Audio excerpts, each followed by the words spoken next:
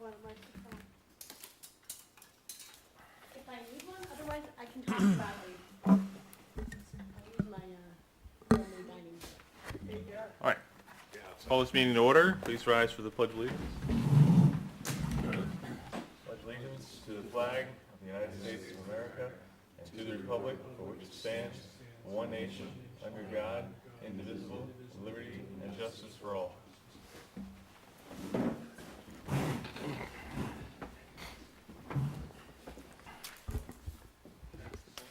All right, first item on the agenda is the approval of the minutes. At our previous meeting, we discussed Dover Estates subdivision.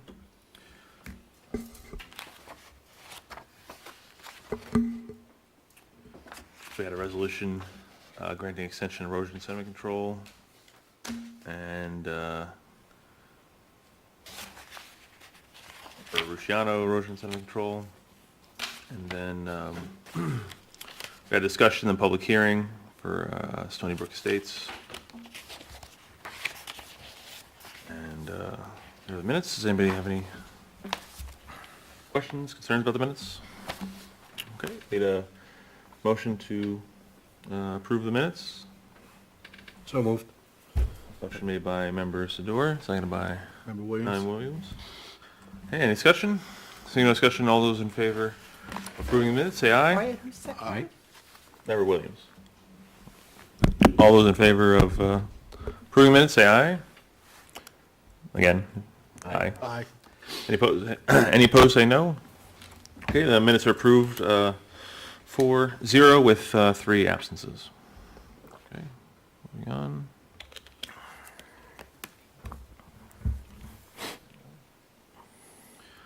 All right. So next we have Stony Brook Estates. We're going to start off with the discussion first, and then we'll continue the public hearing from our last meeting. So if I could ask the representative or consultants from Stony Brook Estates, please come to the podium. Good evening, Don Flood, owner of the, I believe that you all have a new set of plans with Yes. modifications. If there's any questions, Okay. So we went on we had the 2 site walks with you. I believe every member of the planning board attended, except for maybe member Sidori weren't there. Okay, okay. So thank you again for allowing us to see the site those 2 times. I know our consultants were there, and most of the members of the planning board. So did anybody have any follow-up questions from the site walks? No. Okay. All right. are there any questions by you, Joe? I mean, on the Just based on the modifications? site walk, was there anything that kind of came up and, okay, Nothing new. all right. Mr. Warner?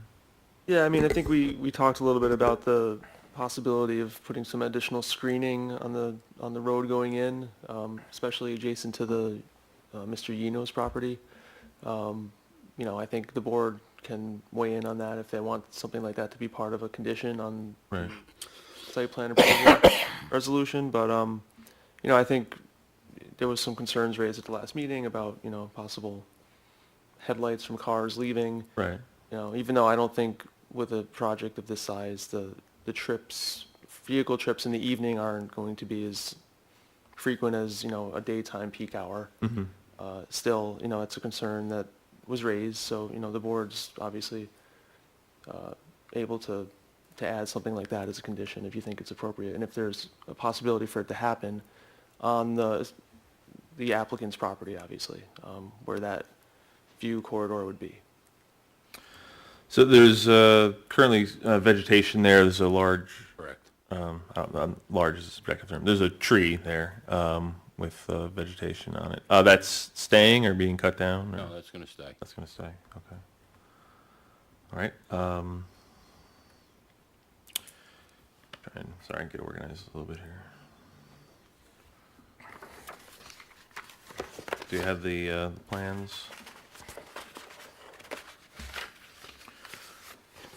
Okay, so Possibly including more vegetation, right, was something that was, I know, brought up by yourself, Mr. Warner. And it was brought up at the public hearing last time. So, did you have a response to that, Mr. Flood? Yeah, we have no problem putting a couple trees in there. Putting some trees in, okay. All right, so then, obviously, putting in trees now is not something that's on the site plan, because Right. it's being proposed right now. So, Attorney Polidoro, any thoughts on Sure. that? If the board were to consider approval tonight, Yeah, we could amend the resolution to include a condition that we would want to identify how many trees and a minimum DBH, so what size you'd want. And then we would say, as approved by the planning board planner. So you'd probably want them evenly spaced, a certain number, and we can put all that into a condition so that he can then add that to the plans Right. and come back. okay. I think Joe could make a recommendation on that. I'm not really a landscaper, what trees to put in and what size. I mean, typically evergreen would be the best option because it's a year-round, it provides year-round screening. Sure. And pretty easy to maintain, right? So that would be my recommendation. But what kind? Because some limb up high, Yeah. some get eaten by deer. Right. I mean, I'm not a landscape architect either. I think they'll grow over the years. Yeah. Right. The bush that's there now probably wasn't that size originally. So the vegetation that's currently there, South. it's somewhere in this. Where, right here is, what would be 3 plus 50? It's actually right on the corner. Yeah, but the property line near 350, I guess. So how many trees? 5 evenly spaced? 4? Looks like 4 would be good, because there's one there already. It's like one with a bush there right now. Around Evenly property spaced line near Station 360, I think, is a in good vicinity place to find it. of Probably the corner. southern property Yeah, southern property line. This, station 350 or 360? Actually, do we want on the southern, or the one heading behind the pond? Because that's what you're seeing. right, so as the cars are coming around, Yeah, the southern one really won't do it. So right, I mean, it was the, easterly one along the pond. That's where there's a tree right at the corner right now. Isn't that still southern? It's right though? there.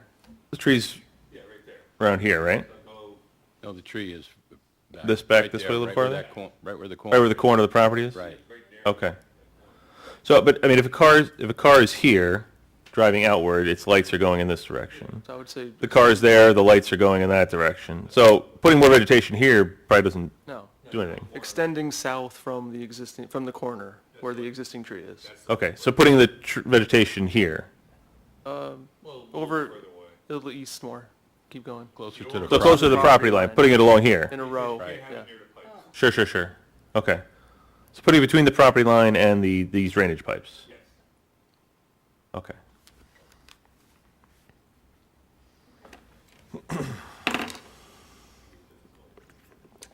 A lot of words. All right. Was there anything else that was discussed at the site walks to anyone's recollection? Member Villano, welcome. We were just talking about the site walks for Stony Brook Yep. and anything else that, having gone to it? Okay. Well, when we get to the public Okay. hearing, we can do that, yeah. So, all right. So do we have anything else for Mr. Flood right now before we start the public hearing? I did have another question about the status of the water line easement. I know that you made a new submission, but you didn't change the location, and have you received some kind of sign-off or agreement from the water company? No, but the original design was approved by the Board of Health, and they're the ones that are going to jurisdict where it's going to go, I believe. Well, I mean, the water company also has to provide the water. Okay. No, I understand that, but it was approved originally years ago. Mm-hmm. That's where we're leaving it. Okay. The only thing that we changed is the sewer. We elevated it for practicality reasons, that's all. So I'm going to recommend that if the board is inclined to grant approval, that approval of the water company to provide water services be a condition. Sure. Because you don't want to start building and find out they don't have access. Right. That will all be governed by the Board of Health. The representative from the water company at the previous meeting, He's here tonight. okay. So his contention was to have the water come in from somewhere over here on Route 22, underneath Route 22, and then down there. And what you're saying is that what was already agreed to in the past was what has been on the plans the whole time. Right. Okay. And so you need to work that out with the water company. And I guess, council, I mean, the planning board wants to have the best set of plans we can have, but I'm there's no recommending. legal, like, the planning board doesn't really, I don't think we really, doesn't matter to me. I'll say as a member of the planning board, it doesn't matter to me whether the water comes from over here or over there, so. From an impact perspective, I'm not sure it makes a difference, but the plans that you sign need to be Right, accurate of as course. to the location of the Of infrastructure. course. Okay. So you need to work that out with the, okay. And then, one other thing was discussed was the open graded, Trench drain. right, so they have the trench here, but then also there was, No, the trench drain goes across the road. The dotted is Yeah. open swale. okay. So there was right, there's a, help me out with there's a, Basin. The trench drain yeah, crosses the road, it comes from the road, drains into a pipe that drains into that swell. okay, right, and the swell goes to these pipes here. The bypass pipe. Yeah, okay. All right, and so I think, Engineer Berger, what you were saying was that was, because it was higher up and there wasn't going to be any water coming to it, that should be covered over, right? Yes. Okay, It's basically just gonna be a cleanup manhole. okay, Access to it covered by a lid, so that, the highway or someone can open it up and take debris out if there's a blockage. It's actually DOT. Yeah, but anybody, okay, hopefully just DOT, but I would be running there too. right. Okay, so, I did Yeah. have one more question. yes, I had sent an email earlier today, Mr. Flood, about the status of the project of your desire to turn it into rental units or to continue with condos. We just wanted something in writing confirming your choice. Okay. It's going to be rental units. Okay. as you stated at the previous meeting. Yeah. I think just, the attorney just needs that in writing. Yeah, we'll send you a letter. Okay. I think then that's it? All right. So, we'll now entertain a motion to continue the public hearing for Stony Brook Estates. Motion made by So moved. Member Williams, seconded by, Don't you mean open? no, we opened it last time, and Reopen. I said continue. Oh, okay. I don't think I'm, Yeah, continue the hearing. okay. Motion made by Member Williams. Seconded by Member Holmes. All those in favor of continuing the public hearing, say aye. All right. Any opposed, say no. Okay, so this public hearing is continued by a vote of 5-0, 2 absences.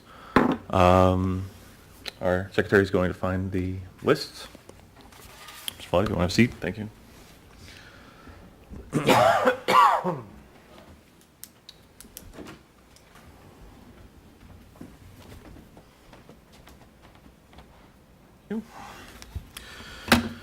Okay, first on the list, we have Edward Yeno.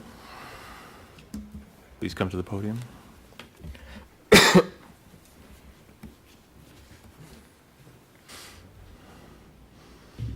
Good evening. Good evening. Just wondering on the status of the drainage and the close proximity of the pond to my septic. What were the findings on that? All right, The pond was shown on the revised plans. This detention pond here. Yeah, the detention pond is shown on there with the septic system Yep. that was approved, and it's slightly over the 100 feet, which the 100 foot is the minimum. So it shows the 100-foot circle, and you can see that the tile fields are outside of that or further away. Who That's pulled, the end product of the pond. well, yes. who measured it? This is the final grade location right here. And it I'm will asking- be verified as the as-built when it's done. Because as it is right now, it's way short of 100 feet, where the pond sits right now. Well, I'm in utter awe that there was a site visit done, and not one person pulled the tape measure out to verify that's any actually, of this information. that's actually not correct. I surveyed it myself with the GPS unit at one of the site walks.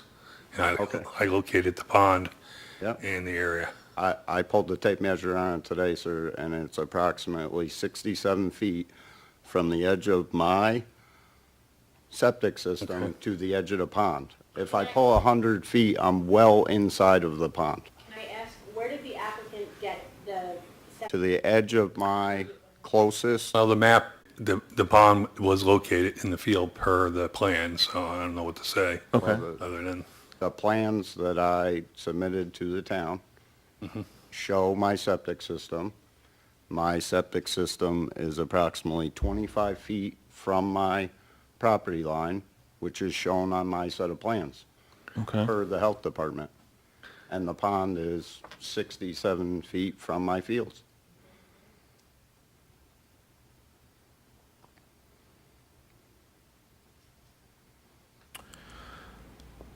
Well, so, well, keep in mind, I'm not sure what you measured to. The 100 feet is to the high water elevation, as the planning board needs. right, so there's, 67 feet is to the base of the outside. Basically, what you show right there is what I measured today. To the outside circle or? Exactly where it's drawn on the print. to here? I pulled the measurement today, right to there, where it's Yeah. marked on the print, and that's 67 feet. If I pull 100 feet, I'm well inside of the pond, I'm almost in the middle of it. Are you saying that these, I Existing don't are believe not that. accurate? I think what the engineer did was he kind of shifted my septic system off of my property line to allow 100 feet. It's not you, correct. you said it's 25 feet from your property line. Yes, sir. And that's what it shows So- on my Board of Health approved plans Well, from the Department of Health themselves. They engineered the system, they designed it, and they told us what to do. how can a layperson? So, Joe, Sorry, I'm can just you looking for the- explain for the record Mm-hmm. what you did when you were in the field to take these measurements and confirm? I didn't locate the septic. That was put on there by the Board of Health plan by the engineer who's licensed. I verified the pond as per plan is Yeah, being but I don't know built what an inch is. in the field with survey grade equipment. Okay, so you verified the The measurements proposed of the location. applicant, and then you looked at the location of the SDS per the approved Department of Health plans, That their engineer put on, which, they're licensed, I'm sure they put it on right. and you confirmed that the distance is proper. It shows it to be 100 feet, yes. Okay, thank you. The only difference would be is if it's not shown on adequately, which we have no basis other than the neighbor saying that versus. Okay. Well, I personally pulled the tape measure out instead of just going on an engineer's word that that's where it is. Right. Engineer's licensed. I don't care if he's licensed or not. Anybody can draw anything on a piece of paper. Do we have a paper set where we can just scale it to see if it's accurate?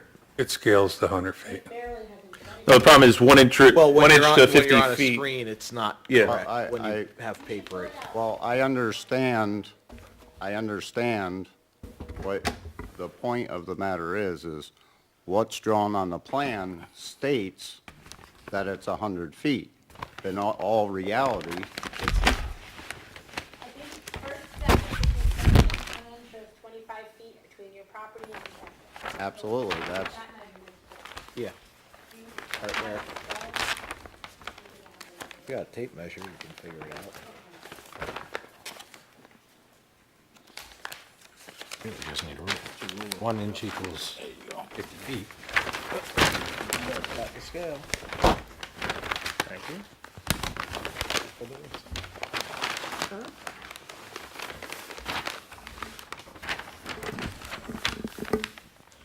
Get scars from that stuff. So, 1 inch is 50 feet, therefore, half an inch is 25 feet, which,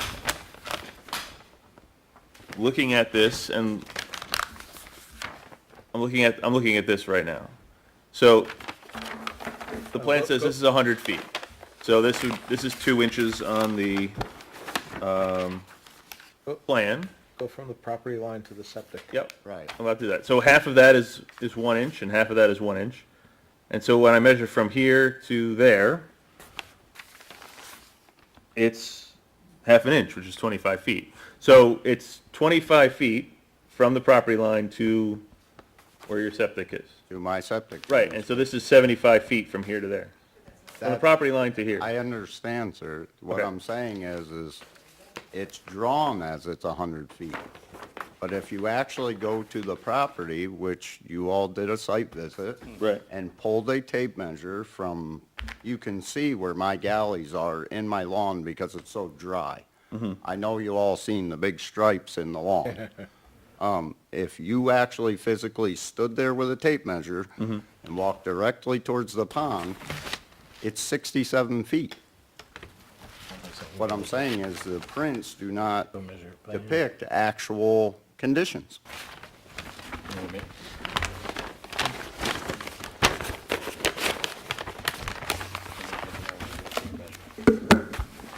I mean, our engineer already measured it. Together. Well, also, the pond is not finished, so if Mr. Eno is correct that it's not 100 feet from where he measured from the pond, Right. it's going to be required to be. We can make sure of that, and they'll move it if for some reason their 100 doesn't measure from where they show it here. Right. This is not a completed pond, it's under construction. Okay. And they're stating on this map that it's going to be 100 feet. Right.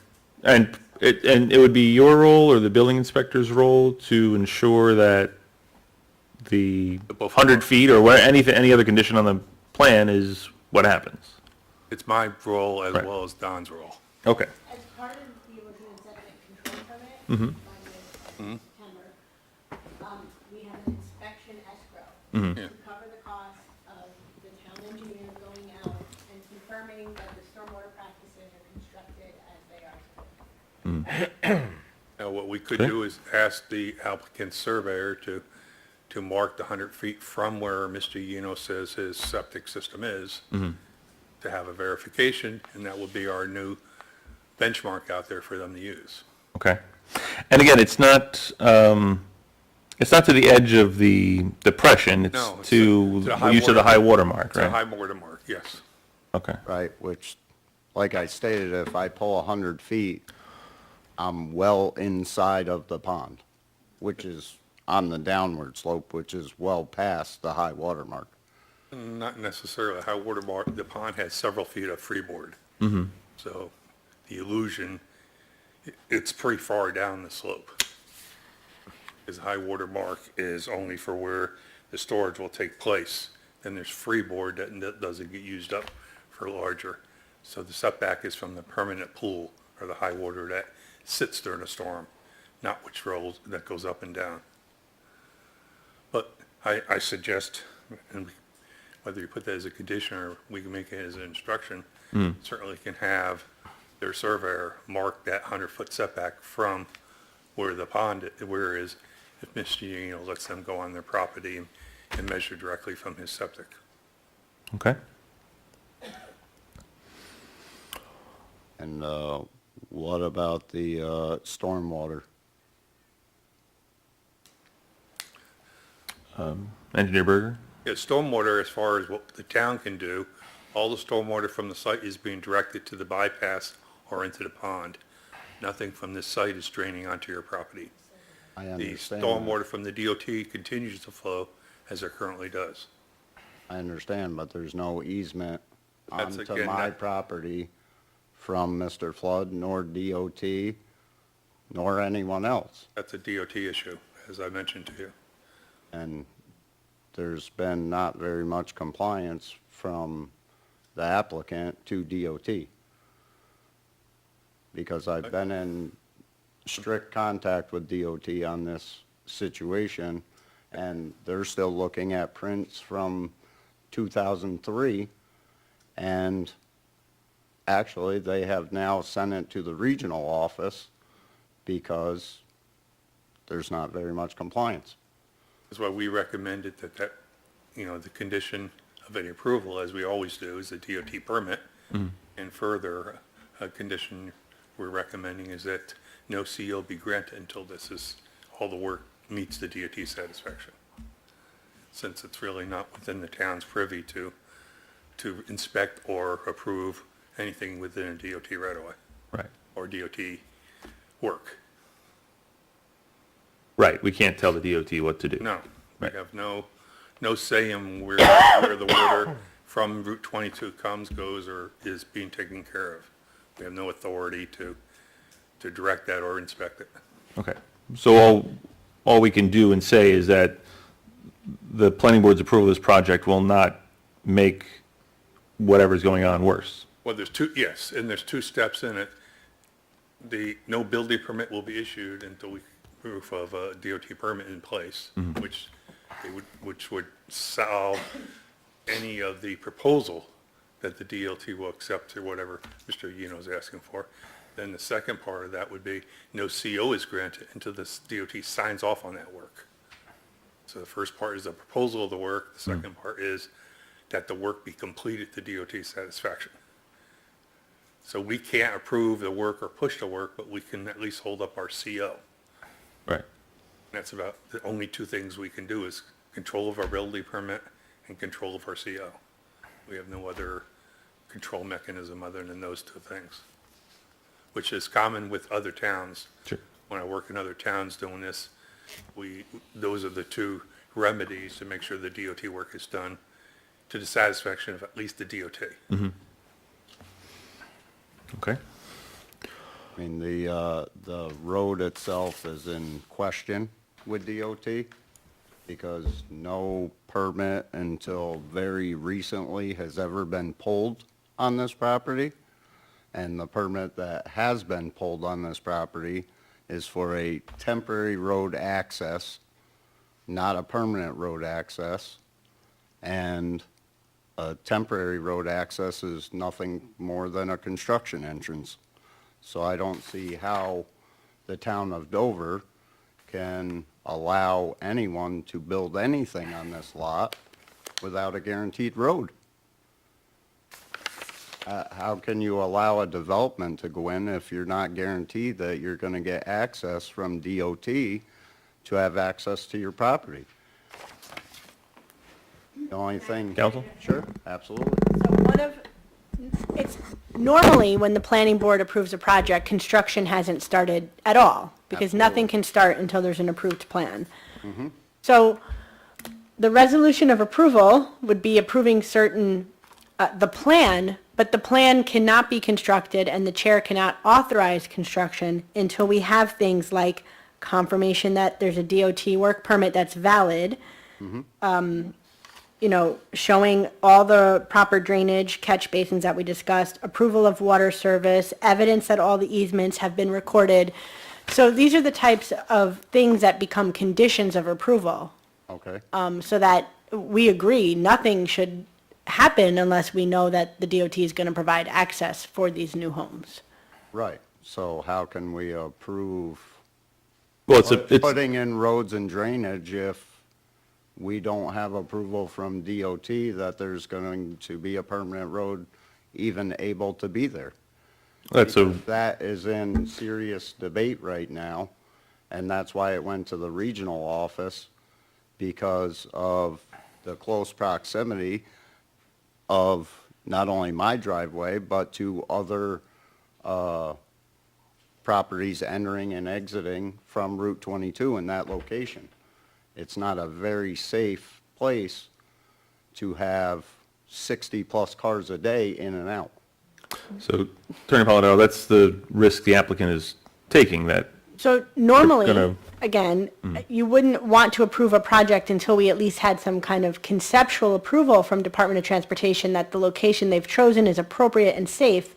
Here, DOT has already signed off on this at one time, but the project expired. Where? So Where is it signed off? There was an original permit. Where? Where was the permit? There's never been a permit issued on this property until this new owner, Mr. Flood, purchased the property and put in for temporary road access. I was in conversation. No, he did not. here, Joe. Where is it in the town of Dover? Okay, only one person can talk at a time. Thank I you. was in Engineer. conversation with the DOT engineer on this issue, and a permit was granted, and then it was a stop work order. And then a construction permit was granted to continue work on the site, but no further work within the entrance or within the DOT right-of-way until such time that these issues are resolved. But there was a permit, and it was not pulled back, but stopped on it. Okay, So what they would be doing is remedying that stop work order to have the permit move forward. And what the DOT is looking for is all these issues that Mr. Yino is saying, yes. From what I understand, since it's not ours, we're not really looking at those issues, but the DOT wants the applicant to respond. I don't know the status, since it's between Mr. Flood and the DOT. I don't know the status where they are. but you're saying there was a permit in the past? Yes, and I was told That's how they directly really by get the started. DOT that they issued a stop work order. And shortly thereafter, upon request, they granted what we call construction permission to enter through that work to work on the site only, which was outside of their control. They didn't, as long as we had site, they weren't given permission to do the site work because that's ours. But they said you could traverse through that area, but not work on that area. And that's typically called a construction permit. Okay, Yes, the permit that was granted was a temporary road access, which is a construction entrance, right, not a permanent road. There's two separate permits. right, but he's doing construction now. Or not now, I but he will. understand that, Yeah. but if you're putting in a development, why, there's no need to apply for a temporary road access when you can just apply for a permanent road? And the same work gets done and all the things get done. The reason why a temporary road access was seeked out is because the guidelines and the setbacks are much less, because it goes away after construction is complete. It's, And, it's, you know, it's that's actually, why it's a temporary road access, not a permanent road. that's actually not totally, it's in some instances, but the DOT issues construction permits all the time in the start of every project. I have several of my own going on right now. When a project starts, prior to the permit being issued, the construction permit is issued when it meets the standards, so you can start construction. And then the final permit is issued after construction is complete. That's not Okay. uncommon. All right, So there are two stages. The construction permit allows you to not build. What happened here was why they got the stop work order, and I don't know the full particulars because we're not dealing with it. The DOT did not give them permission to build the curb and the blacktop because they were still reviewing, but they are giving them permission to enter. So a typical construction entrance would be just gravel, stone that you see all over the place, allowing people to come in and out at the location of the final proposal. okay. All right. Mr. Yino, anything further? I mean, I could go on for days and days and days on, you know, the number of red flags that, you know, not Mr. Flood himself has created, but the number of red flags that the town of Dover has either overseen or pushed to the side, probably in lieu of, you know, the previous owner giving up more than half of his property to the town of Dover to gain this approval in the first place. You know, this is a very extravagant project. that to me and many other citizens of Dover seems like it's a little out of place, you know, especially seeing that the town of Dover now has Dover Stone Church, which has acquired quite a bit of acreage, you know, basically the whole mountainside, and to put a little town right at the foot of it, you know, right up against the entrance, the easement, is kind of frowned upon, you know? And, I mean, I could go on and on for days about, you know, the town laws that have been pushed aside or not enforced by the town, not particularly this administration, but past administrations. I don't know why. The only thing I can say is because the last owner was so generous to donate over half of his land to get these approvals, you know? So just a clarification there, the land that was donated was in lieu of payment of recreation fees. So that was a vote of the planning board back in 2009 or 10? 8? Right, it Okay. was 2007, No, I mean, it was, December 4th, 2007. right. okay.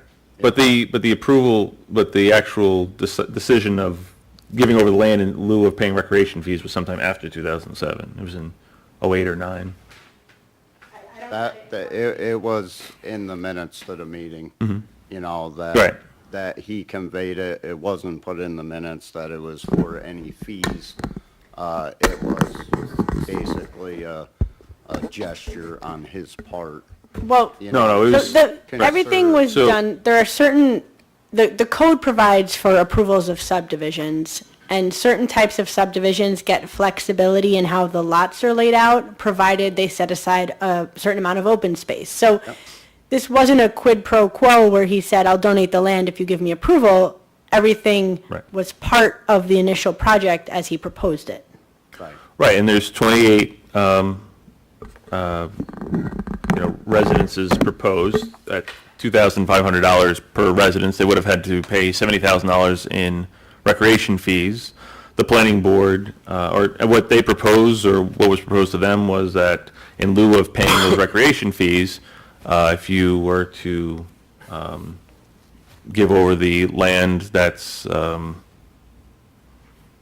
62 to the, acres. basically to the west of where you see the project, Yeah, it's then you wouldn't pay the recreation fees. 62 acres out of 100. I mean, more than half. I don't, That's- I mean, I don't think it's not 62 acres out of 100, but, Yes, that's what it states in all the applications and all the things that are on Stony Brook's file in the town of Dover.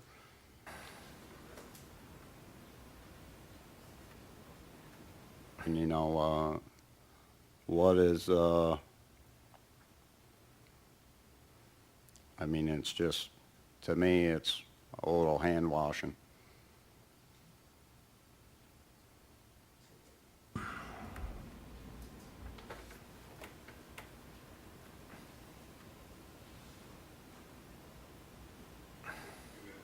yeah.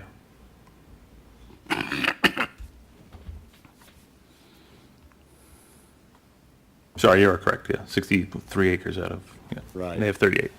My mistake. Yes. So 62 acres instead of $70,000 for recreation fees. That's what the planning board voted on back in And, 2008, 2009. I mean, do the math. I believe Mr. Flood paid $350,000 for 38 acres. What's 62 acres worth? Well, that's well more than, you know, $70,000 worth Just of the- recreation fees. The subdivision plat was filed many, many years ago. Right. So the only issue before the planning board right now is the site plan Right. for the remaining parcel. And am I understanding this correct, that this 38 acres that's left has been subdivided? This is what you're seeing I on believe the, that's what was stated in a previous meeting, that the lot that is there now has been subdivided into an upper and a lower lot. Well, there's a conservation easement on the part north of the tree line path. They're going to be putting their septic fields up here. Right. Further up. Okay. As the lot lines are shown on this tax card is what we're looking at now, no additional That's what it is, subdivision. though. So the lot has not been No. subdivided at all. This 38 acres, no, it hasn't been Right, subdivided any 38 further. acres. Yep, And that's not part of the proposal. right. You know, I mean, like I said, going back, the previous owners, many permits, many extensions, Many extensions. which town law states that it's one approval with 2 extensions. You can go back. So it's been reapproved. I mean, Understand that, Yes. but past administrations have done away with the law of an approval with 2 extensions, and they have granted well over 2 extensions without another approval. Again, the town picking and choosing what laws they choose to enforce and what they don't, which isn't right. okay, You can go back to the, many of them, I mean, July 20th, 2020 minutes that are in the Stony Brook file, and it states in the minutes in there that I believe there was 4 or 5 extensions on 1 approval, which is breaking town law. I don't see how it's feasible that, this is allowed to happen. Attorney Polidoro, you'll check in on that? so again, I think what we're talking about is the fact that after 2 extensions have been granted, they've applied for reapproval. Right. And so that has happened 1, 2, 3, 4 or 5 times since the project's been approved. I will say the planning board takes great care to follow all the rules and regulations. I guess Mr. Flood can attest to that because we've made him reapply for approval again this time. Right. Making sure that we hold the hearings, we collect the fees, and we go through the process each and every time, which is, again, why we're here tonight. So the first application for Mr. Flood was 7/1/22. Before that, Revy Holdings, Mr. Flood, filed for an extension after buying the property under the old owner's name. So I can address that. Permits don't follow property, permits follow people. No, well, it depends. Permits, when you get an approval for a piece of property, it doesn't really matter who the owner is, the project is approved. I The project can understand be that. sold, unsold, conveyed to someone else. So the project itself had approval at one point. Yes. The permit, he came in for an erosion and sediment control permit, but neglected to,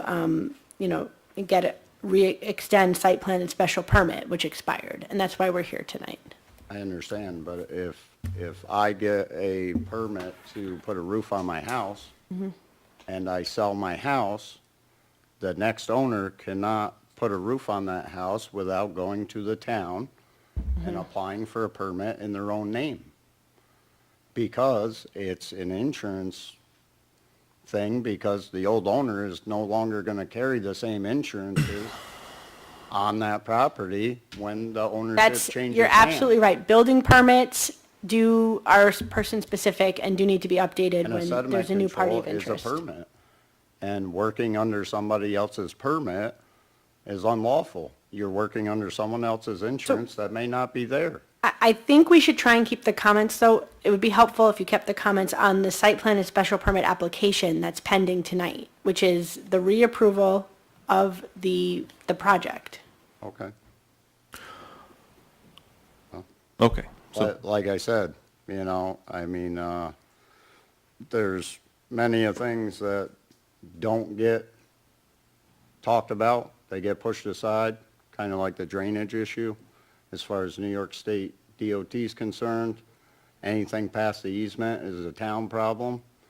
The town seems to pick and choose what aspect of it they want to touch and what aspect they don't want to touch. Do you disagree that what's being proposed will alleviate the drainage issue or help it? No, it's not going to help it at all. How can you say that? Here, give it to you. Because that's what's been proposed to the planning board. Yeah, but the drainage here is not going to help If the water is being, of the problems we're having right now, or Prob- have had for the last several years. the problems from Route 22 will not be alleviated, but anything from this project is being redirected around, including water that currently goes on your site from the fire department will no longer go on your site. So I cannot see how that's not going to be an improvement when stormwater that currently flows onto your site now will no longer flow there from areas that we can control. That's reducing the amount of water going on your site. I can't see how you can say that's not a benefit. But it's not solving the problem. The But, problem lies that, you know, there's a illegal system, because there is no system in place. It's an existing system that has nothing to do with the site plan. It's been there. What do you consider existing? It's existing now. It was there before this project started. It was there 10 years ago, And maybe 15 years ago. it may not be existing tomorrow, because I have no easements or anything onto my property from anyone. And I will no longer accept any water from anyone. And I have to regrade my lot because of this project and the height of the road. So I now need to move my catch basin and regrade my lot, which is going to cost me a pretty penny. And I'm not going to accept any water from them. So if I have to move my catch basin, the pipe stops at the line.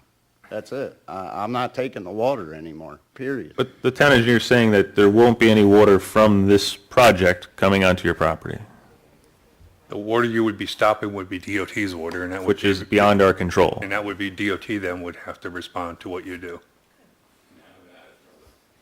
I will have at it. I mean, you know, I've never in my life have seen a project of this caliber, which is so unwilling to work with the neighbors or help resolve issues for other townspeople.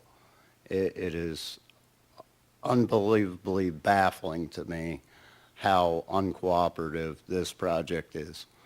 You know, a native Dover person myself, born and raised here, third generation. My family shop has been there for 75 years. And out with the old and with the new, I guess, per the town planning board, if they approve this. The proposed drainage that Mr. Flood's offering after consultation with his engineer is to collect the stormwater from the existing and proposed road, as well as stormwater from the firehouse and areas north, and direct it to the west and then south, completely around and not draining onto Mr. Uno's site. Currently, all that area, pretty much all that area, east of that storm drain goes through Mr. Uno's property now, which will, only thing that will be directed through that pipe is what comes from the DOT Route 22. So there will be a reduction in stormwater going to that pipe. There's no way to resolve it because that's a DOT has to resolve the remaining. We cannot order someone, as a town engineer, cannot order someone to connect into a DOT catch basin and redirect DOT stormwater. That's something DOT permit and DOT has to do. As much as I would Then- love to then do what- that, as what much as I gives- would love to do that, I don't have that authority. Right. Then what gives you as the town engineer the authority to cap off existing catch basins that are a part of a DOT system? If you're not allowed to have jurisdiction over it, then what gives you the jurisdiction to tell them to cap them off and I put don't manhole have that covers on authority. it? That authority's coming through the DOT asking them to do that. In cooperation and conversation with the DOT agreed to have that one of their conditions when they go through their permit. So we're just stating what the I DOT don't- is asking, and that's typically. We don't have anything from DOT. No, We have no recommendations, we have nothing because it's been sent to the regional office. and that's why we're waiting for the permit as a condition of the permit. And again, how So if the can, DOT the deal comes back, correct, if the DOT comes back and wants an open grate on that manhole, Then then it'll be it will be an open grate, and nothing we can do. I recommended to DOT, he agreed that it would be a solid pipe for use for cleanout. If he chooses to change his mind during our permit, that's what it will be. I agree. So, but we often, in collaboration with the DOT, offer things that can help. That's about as much as we got. The rediversions of the water from upstream through the site was discussed with the DOT. Will this affect you? They said no. So what they want to do within their storm pipe is going to be between them and Mr. Flood's engineer. Okay. Thank you. Thank you, Mr. Eno. Next we have Thomas Whalen. Round two.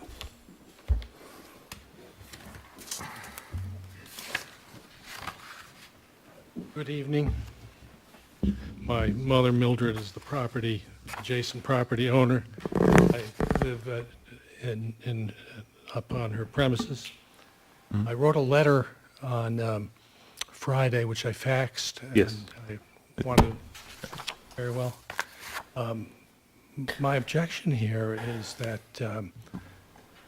the subdivision was approved, and I have here the filed map at Dutchess County, which is clearly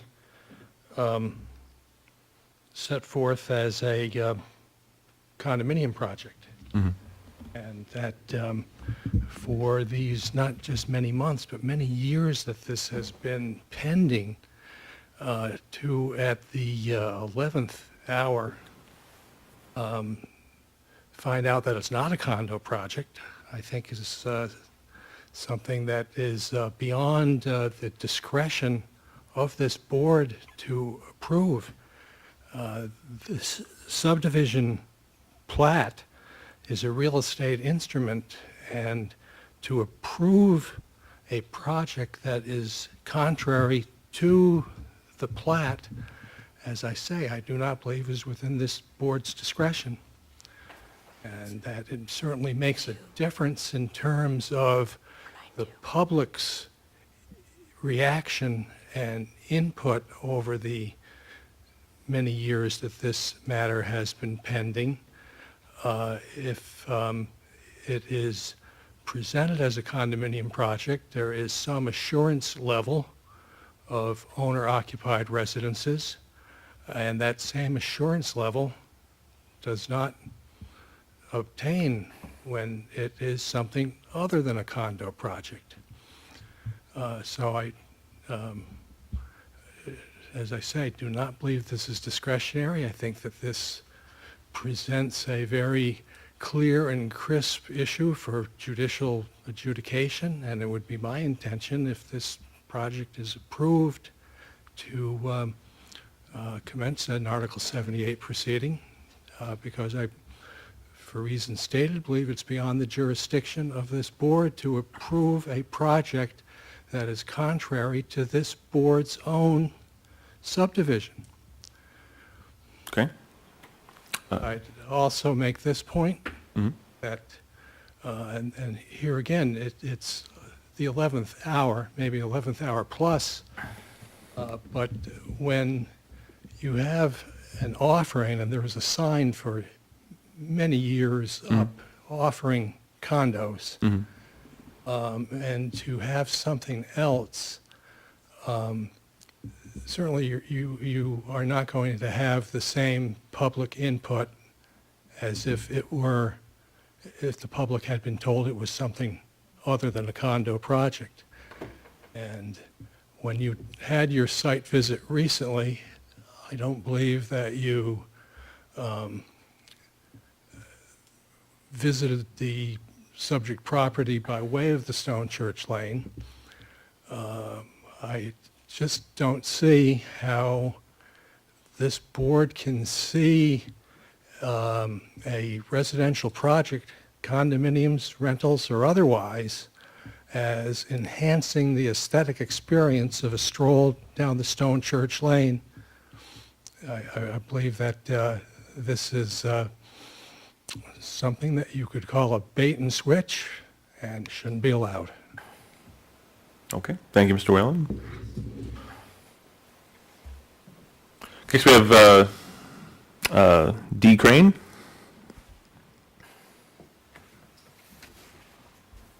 That's the back down, right? Thank you.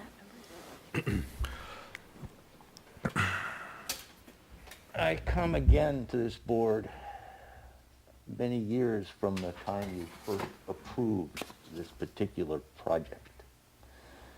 Oh, sorry, you have to be in front of the microphone. Oh. When you Thank- first approved this project, I spent a lot of time at your board meetings. And I talked with you about it recently. Recently. You told me that this is basically a horse that's left the train. Well, the train the train's gotten to the station, you're just trying to find the baggage now. Well, now I hear you've got this new hoop we're gonna make, not condos. When I asked the question at the meetings before about the condos, I says, can someone tell me what the demographics of the people that are gonna buy these is? Do we have an answer to that question? What kind of demographics? What are we're opening up our town. 28 new residents, whether they're rentals or condominiums. What are we opening up for? What kind of attraction is this going to bring to our community? Do we have that demographics? Are they available? I didn't get an answer the last time. The developers told me, oh, we haven't figured that out yet. Okay. I worked for a developer many years ago. We never went into a project without knowing what the end game was.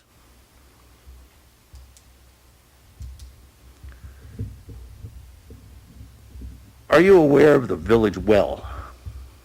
Now, I know the water company has said that this is not going to impact it. May I ask, what is the village well? Where, You don't know. No, it's the, well, you're saying village, I'm, so The you're town of Dover, referencing the Dover Plains Water Company property right here. yeah. Let me give you a little history of myself. oh, okay. I'm named after Donald and Walter Crane. Walter Crane married Helen Feeney.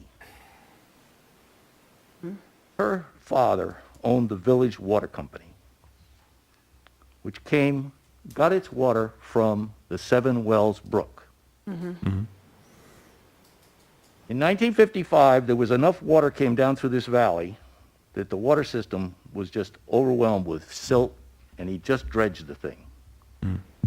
Consequently, he put in a gravel pack well just north of the shopping centers there, just south of Mr. Guino.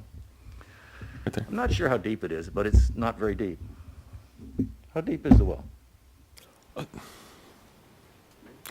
Well, you own the water company, right? Well, just so I just wanted clarification. So when you say village well, you mean Dover Plains Water Company? Dover Plains Water Well, Company, thank you. Okay. 5.7 acres there. There's the And I building. believe until they approved the gravel mining in this site, it was the only village well in the state of New York that could be pumped directly into the distribution system without any treatment. Do you treat the water now? Yep, you didn't have to prior to that. You're approved something here. It could infringe upon that natural resource. And it's a huge natural resource. Look at the places in this country that don't have water or having trouble. So as I said at that time, approval of this project in itself is reckless. Even though the water company said, oh, well, it's not going to hurt it. At the same time, they published a document that said they were worried about residential runoff. You've had enough pus from me. I think if you're going to change the horse from condominiums to rental units, somebody needs to get the demographic information, and a whole new environmental impact statement needs to be done as that, is what it's going to do to our community. I echo what Tom said a little while ago. Some of you don't know what my family has just done in the last 6 months, or it's taken us about 6 years to do it. Yes, we were paid for it, but we have now left 155 acres of land in this town, which is going to be continually open land. And as Tom says, right by the stone church, you put something like this, it destroys the whole ambiance. Now, previously you were talking about trees. You need to get a decent landscape architect in there to tell you what should be put there and what will maintain and put your sight lines, what kind of trees. Before you can approve what, just, oh, well, we'll tell you, put 5 or 6 trees in. Specifics of what they are, how they're going to be maintained.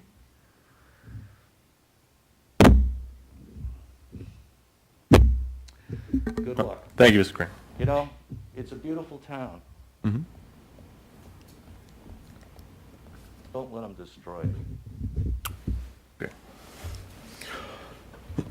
All right, there's no one else on the list for the public hearing. If you'd like to come to the podium and speak, ma'am, you can go first, and then sir. I didn't sign it. It's fine. You can come to the podium now, just state your name. And then you're welcome to go after. Hi, I'm Heather Yeno. I live next door. So you can just put the microphone back in front. Thank you. I'm Heather Yeno. I live next door. I was wanting to know first, sidewalks on the plans themselves in front of the condos or whatnot. You're going to have sidewalks there, correct? For the pedestrians that live there? Right, in front of you mean along here? Yes. Yes, there's, And then it connects to the Stone Church path, right? let me bring it back up here. At There is some point. some kind of, yes, pathway. I don't know if it's directly, the sidewalks lead to this pathway, or it goes onto the So my asphalt and then the question is, pathway. do you have sidewalks that lead out to the road down there, temporary road access, their construction access right now? That they're on the plans that are going to lead out to so those pedestrians that live in these rentals have access to Route 22 safely from their homes to Route 22 down my driveway? Because that's going to be a road. Do they have access on a sidewalk to get out to 22 right there? So ultimately, they have no safe access for anybody who lives in these homes to get to 22, but we're redirecting them up Stone Church Path, and they're going to use that path across Whalen's property to go out to 22 to get to town, because there's no safe path for them to go up that road to get to 22. So we're directing them that way, instead of asking them to use the sidewalks to get up, which it would be next to my driveway, which is fine, but to detour them from Whalen's driveway, there's no access for them to get up to 22 except for using the Stone Church path safely.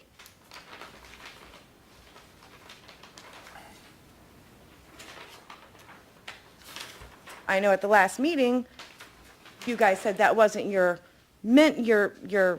meaning to doing, that wasn't his intentions, that it was for them to get to Stone Church Path. That was the ideal situation. But ultimately, they're going to use that path and use that stairwell and go across his driveway instead of using the road that's put in to get to it. We have sidewalks on every road in Dover. Every road. And now that's not there. But that's going to be a 2-lane, if I'm correct, road going in, cars coming out, and an 8-foot retaining wall in between them and us. Where do these people safely walk to get out to 22?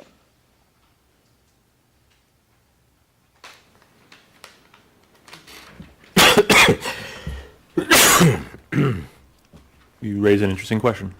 That, it says in their application that this is supposed to blend with Stone Church. How do you put a 2 to 3 story building in front of a mountain and say it's going to blend? It takes away every bit of scenery of Stone Church. Every bit. Everybody walking down the trail sees a development, not Stone Church. The pretty trees that are down the path with the walkway. We're going to see a sewage plant on one side and a development on the other. And all the bridges, the footbridges that lead up to Stone Church, it's useless now. It takes away from all of that.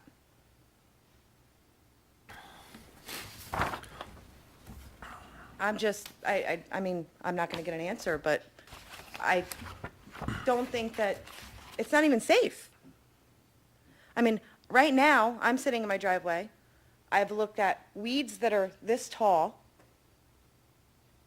on the side of my house. I've had snakes, mice. I've lived there for 15 years. I've never had the problem that I have now because they're under construction and nobody's taking care of the site itself as far as even maintenance. I sit outside all the time in my house. I enjoy my property, but I can't. Not only that, you've got construction that started digging ponds, bringing in fill, bringing in rock, bringing in gravel. All this stuff has started happening, even though it was expired. It was happening. And in your town laws, it states that if construction is not, if it is expired, I don't know word for word, but if it is expired, there's supposed to be fences up around ponds. There's supposed to be, all materials were supposed to be removed, building materials, which there's pipes out there, everything. Nothing's been touched. Nobody's fenced off a pond. If anything, he comes in daily, several times a day, to water his plants that are in the pond. Which, I can't stop a building from being built, but I can tell you this, living there 15 years, people don't know how to get to Stone Church sometimes. So what path do they use? Used to be my driveway. Bless you. Thank you. Used to be my driveway, used to be Firehouse driveway. Go to the back right there, and they used to make a right and go down to the trail. So all these people walking, do you know how many if you look at your phone, if you're going off directions, tell them to keep going straight out to the back lot. That's not safe. There's pipes everywhere. There's a pond that's dug now. What if it's just not your laws? Like my husband stated, things are getting ignored. Have those things been done? Has a fence been put up around the pond when there's expired right now? I mean, am I correct about the law that states that Dover's town law says that if you're under expired permit and you cannot do any work, the materials have to be removed and there's a fence around the property? I don't have a recall of exactly what the law says, but Can I see your book for a second, Ever? 'Cause I know you wrote under something about- stormwater, you are supposed to make sure that if, yeah, I mean, there are certain things that need to be done, and if there's an issue, we should send our town engineer out to take a look. Yes. 135-44B?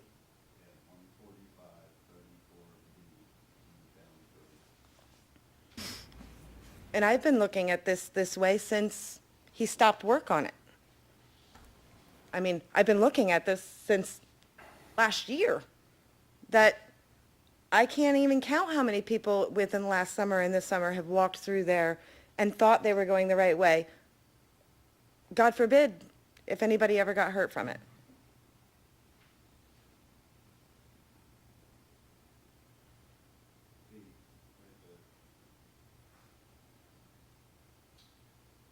There is no building permit issued on this. No, it expired. No, what you're saying is there was never a building permit because it's not a building. So then why did he do construction? This is under the erosion control permit is what they were working under. But you Right. said it expired. No, the erosion control permit has not expired, the site plan has expired. But the erosion control permit is still in effect.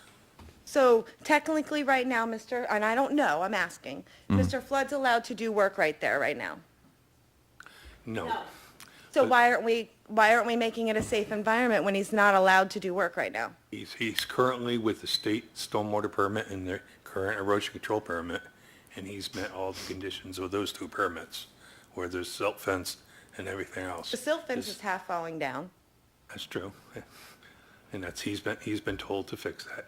The weeds are so overgrown. Weeds You are- can barely see to get out of 22. We have been taking care of Mr. Flood's property. No, you've been taking care of the DOT right away. No, excuse me, you didn't let me finish. Excuse me, all comments need to be, For the last Directed to the 15 board. years, we've been taking care of that property, mind you, not just the corner at the road, but the whole property. It wasn't ours, but we wanted it to look nice for the town of Dover. And it's disgusting. He dug up, there's dirt. You can stand in my driveway and you can see how bad it looks. I know you've all been there. People that live in Dover can say that it's never looked like that. Never. It's disgusting. So for the board, they are doing their weekly inspections as the state requires. The SWIP inspections are being done by their engineer and filed with the town and available to the state. They're in compliant with the stormwater permit, which is the same requirement we have for Chapter 65. The area within the right-of-way, he's been precluded from working on because DOT has issued him a stop work order. So he can't work within that right-of-way. Because There's it's- nothing within our erosion control or stormwater permit that discusses or comments on weeds. It's all about erosion, sediment control, and issues relevant to that. So there's nothing within the state permit or our permit relevant to maintenance of weeds or any of that. So, but before he did all the work he did at the road, it was taken care of because it was grass. And they've moved their curbing over to connect to ours, into our parking spot, into our parking lot. And not only did they do that, they moved their curbing into ours. So now people coming down 22 to enter his development, they're not going to know whether to turn into our driveway or his because there's no sidewalk in between to connect them to say that this isn't your driveway, this is this person's driveway. If you go up 22, there's a 4-foot section in between every driveway. Even mine and Billy Yeno's that is next door, they took that out. So now there's no sidewalk, walkway in between those two driveways. He connected it to ours. Ours comes here, he connected it to a point to ours with curbing. So all that was taken care of before he did that. Now that he's done that, you're correct, it could be DOT's property because they have a right-of-way up to so many feet, an easement. But, so when it becomes a development, that's not your property, so you don't have to take care of the view? That's what I'm getting told here. Because No. it's their property. Mr. Flood just said to me, that's DOT's property. So it's not going to get taken care of? So there's going to be no sight vision going in and out of his property because he doesn't have to take care of it? That's not what I said. Not you. I didn't say you. The DOT has I given said- him a stop work order, so Mr. he Berger, I can't said work. Mr. Flood just mentioned that, not you. okay. So, understood. Yeah. DOT has done what? Has prevented any work being done within the state right-of-way, including maintenance, Okay, is the way I would read that. They don't say maintenance, but when you get a stop work order, it means all work ceases until you get permission to start again. okay. I So you're, assume you could do some weeding and some mowing of lawn, because that's really not within the work definition. But any real work has to stop. I can't speak to the weeding, because I don't see DOT ever stopping you from weeding and mowing. sure. That's a I'm separate just issue. stating that it made our property look a lot worse. Okay. I mean, if you had a nice house and then someone came and moved next to you and was building and then they just stopped working for almost a year and it makes your property look horrible, you'd be upset too. Understood. So, Thank you. But I mean, my other concern was the sidewalks, the pedestrians. You're you're renting to families, I'm assuming, if they're more than one bedrooms, and they're gonna have children. It's just not safe. Okay, thank you. Thank you. Sir, you wanted to come to the podium? Just please state your name when you get to the podium. Good evening. I'm Andy Durkin. I'm with the Dover Plains Water Company. A couple things I just wanted to touch on. One would be the water access. We are looking forward to working with Mr. Flood on that. We do not have an easement, and there is no hardship, and the health department cannot make Dover Plains Water do anything other than entrance from 22. Plain and simple. I have talked to Ron Miller from the Health Department.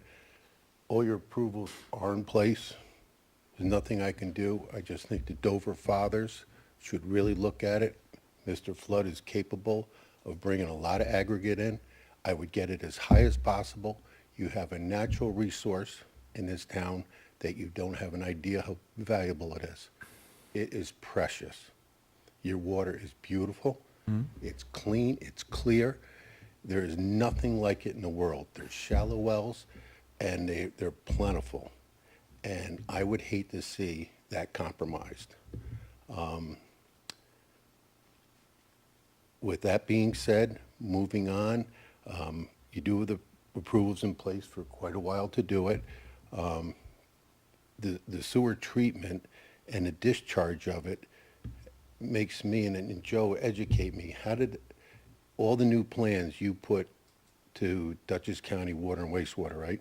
Dutchess County Health Department approved it, yes. Health Department, so they have it. And this is an advanced treatment system because of your concern for the water. Way back, we actually had a hydrogeologist, Russell Urban Mead, work with the town on this to make sure that the system was as far away as possible, but to put in an advanced treatment system similar to a sewer plant to actually treat it further. And that's why that was put in, where if this was anywhere else in the county, just that system by itself would be all that was there. So that system at the end of the cul-de-sac is AccuClear, is an advanced treatment system. And as the planning board members on the site walk recall, this entire road is from 5 to over 12 feet in fill, all fill. I know, and then Yeah, when I bought it, I raised my concerns about That the was for, property before. yeah, that was when I was here when we did our approval with the planning board. It was a long time making sure we were above. You have a gem. I And just we want you to made protect sure, it. we heard your predecessor's concern back then that this is a gem here, and we wanted to make sure any construction was in fill, in good fill, raised up. Even the stormwater and the storm pipes are in fill. So my question on the stormwater, and I heard you mention to the Enos that the fire department's not getting any of the water runoff, and the Enos aren't getting it, so it's all gotten around, and it's going into Stony Brook. How do you calculate that little brook can handle all this water? That calculation was done with what was called, I believe they used a HEC study. So they calculated the capacity of that stream, and they did an entire watershed analysis. Their engineer, Mr. Budzinski, if I say his name wrong, I'm sorry, did a very thorough analysis back when this was approved, studying the capacity of the stream all the way down to past where Nellie Hill is. And then, And is it's- that like, I hear the 50-year flood or the 100-year They flood? included the 100-year. Those wellheads are very low. And it showed that no rise in water would occur, so they did that, they did during the original analysis, take that into consideration. And that's why these ponds were put in there, the one up a little further up on top, and this pond in the bottom were put in to attenuate, or take some of the surge and hold it so that it would discharge after the flood went through. So it did, that was their mitigation for the increase, any increase from the impervious. And I'm sure there is. What safety devices are in place when a waste treatment plant fails, so there's no discharge? Well, this is a in-ground system, just like a normal but huge. Okay. It's an in-ground system, so it drains into the ground. And then it has holding tanks that the water, the stormwater goes to and then pumps up. Those holding tanks are more than the capacity of the daily system. That's what's in place. So, And so the fields are up, so here's that pond that was referenced earlier. So it's So up the there. fields are up here. So again, the roadway's here, comes around like this. Yep. The condos are along here. And so the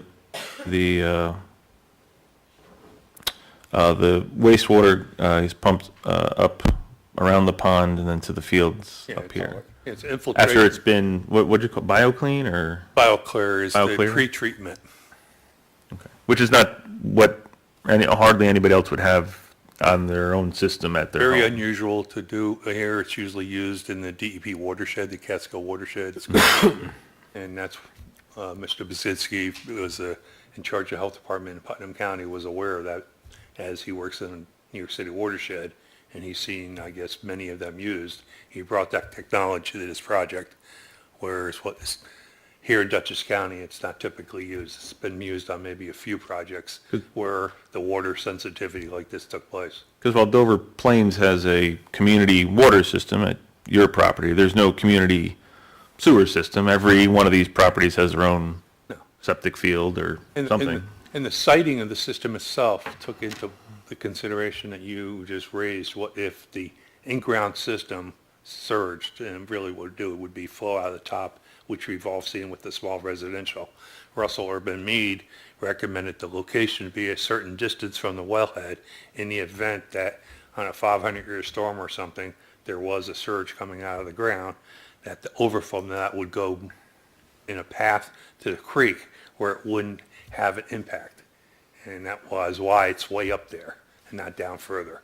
Its location was strategically picked. The farther the better, for sure. Well, that's exactly what it was. There was actually calculations done based on migration, dilution of the sewage if it did overflow. And then the BioClear was put in as the last safety valve by sending up to, so basically what's going up to the treatment field is not the normal effluent that you would get from a septic tank, but more of a clean water. Not drinkable water, but a lot cleaner. You can have the first glass, Joe. No, it's not drinkable. A BioClear could never be because you'd have to put a filter in it. So basically in a sewer plant, the BioClear would be your first treatment, and then you would send it through a filter system. The filter system here is the gravel on the field. But you're not sending to the field what you typically would get out of a septic tank, which would be your effluent, the gray water. This is cleaner than that, but it's not drinkable, but it's cleaner. So there was an extensive review done through the health department, through DEC, because this requires a DEC permit, as well as the town, to make sure that this got bells and whistles more than what was required by 75A or by DEC, specifically because the town recognized the gem of the water system. It was, Does the planning board have any questions? You need to work out with Mr. Flood where the water line's coming from, I guess. And I believe the resolution that was drafted just has it as a condition that, Is Route 22. So when you first started, you said that DOH cannot make Dover Plains Water approve anything. So you're saying your preference is still to go across Route 22? Right. Okay, so that would ultimately need to be worked out between you and the applicant, and the plans are gonna have to show that. I don't have any plans. no. Not- The not yours. applicant's plans, yeah. Okay. The applicant, because again, the applicant's plans,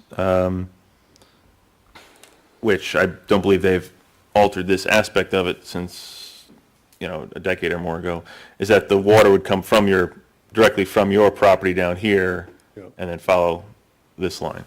And what you're saying is that your preference as the water company is, I'm guessing is it on the east side or the west side of the East side. east side? So there's a water pipe somewhere along here. Correct. A water main. Yep. And that it would go some way up the driveway or along the side of the driveway or whatever. Bring it right across. Okay. So, They do it Joe, every day. would that have any increase in impervious surfaces and grading, or a decrease? It'd be about the same. About the same. The meter would be relocated. It's a crossing, it's really not going to be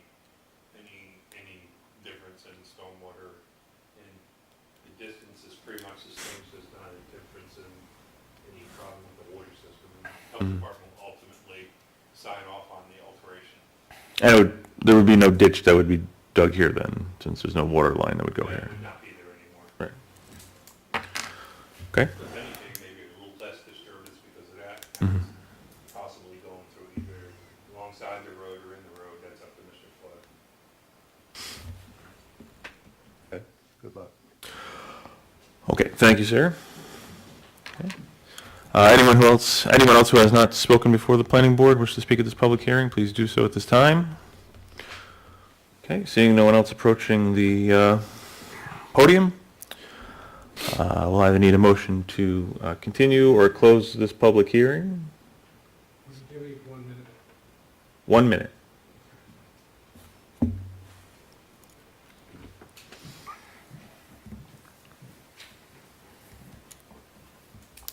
This water, this aquifer is unique. Mm-hmm.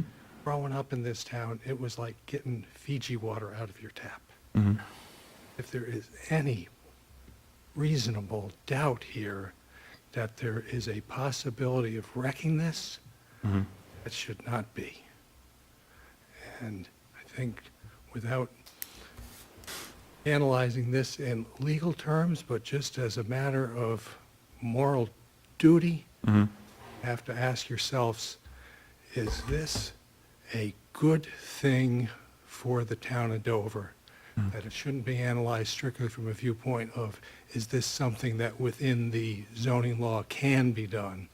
But to ask the more transcendent question of, is this a good thing? And I don't see how this is positive. This is negative. So just on one point you're making there. So just, 28 units, I mean, this septic system, which is going to be cleaned to a higher standard than, that's at your mother's house or even my own house in the southern part of town. I'm just looking at all these other properties all around here that just have regular septic systems, and the water is still as clean and great as everyone is saying. So I'm just not seeing it as a concern that putting the cleaned effluent for 28 residences up here 28, yeah. would have any more impact than, I mean, just you have the school, you have all these other homes and businesses all around the water system. So I'm not seeing that as how that could be an added concern. Well, when the, it is immediately on top. There was digging of gravel to the point that water appeared. You could literally take a shovel and in minutes get water. So it's, as far as other households, that I wouldn't address, but as to this specific property, this project is situate directly above the artery of this magnificent water system. Thank you, sir. Okay, so I'll need a motion to continue or close this public hearing. We can discuss before someone proposes a motion. I mean, we've had 2 times where people have had the opportunity to speak their mind about the project and other things related or unrelated to the project. Does it need to be a 3rd time? I think there should be. Okay. I agree. Continue. Right. So I'll make a motion to continue this public hearing.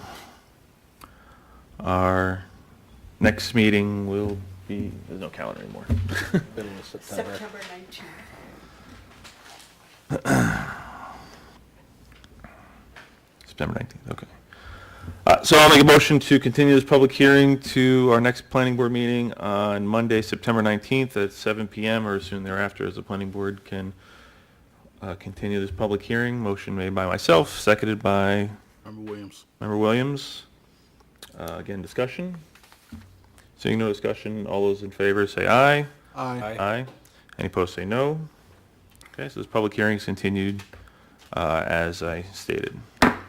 Chairman, should the applicant, is there anything the applicant should consider revising before the next meeting, such as the trees that the board? Well, so what was discussed, For plantings. the plantings, getting specifics on that, yeah, near the property line, between the drainage piping and the property line. Can't you get a hold of Pete Morowski? We can figure it out.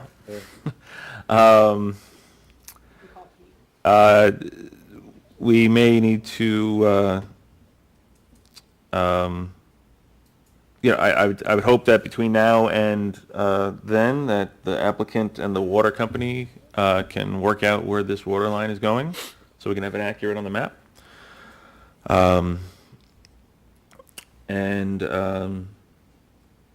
The one interesting thing that I thought was brought up at the public hearing, and again, the purpose of public hearings is for the public to walk that goes from building to building. It's like, I'm not sure if that's what I'm seeing here.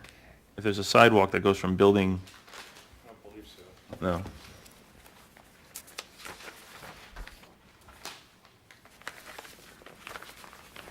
Again, but there is this path that leads to the stone church. Gravel pathway? Yeah, I'm trying to see the note for it. I see gravel drive, but it's not pointing to this here.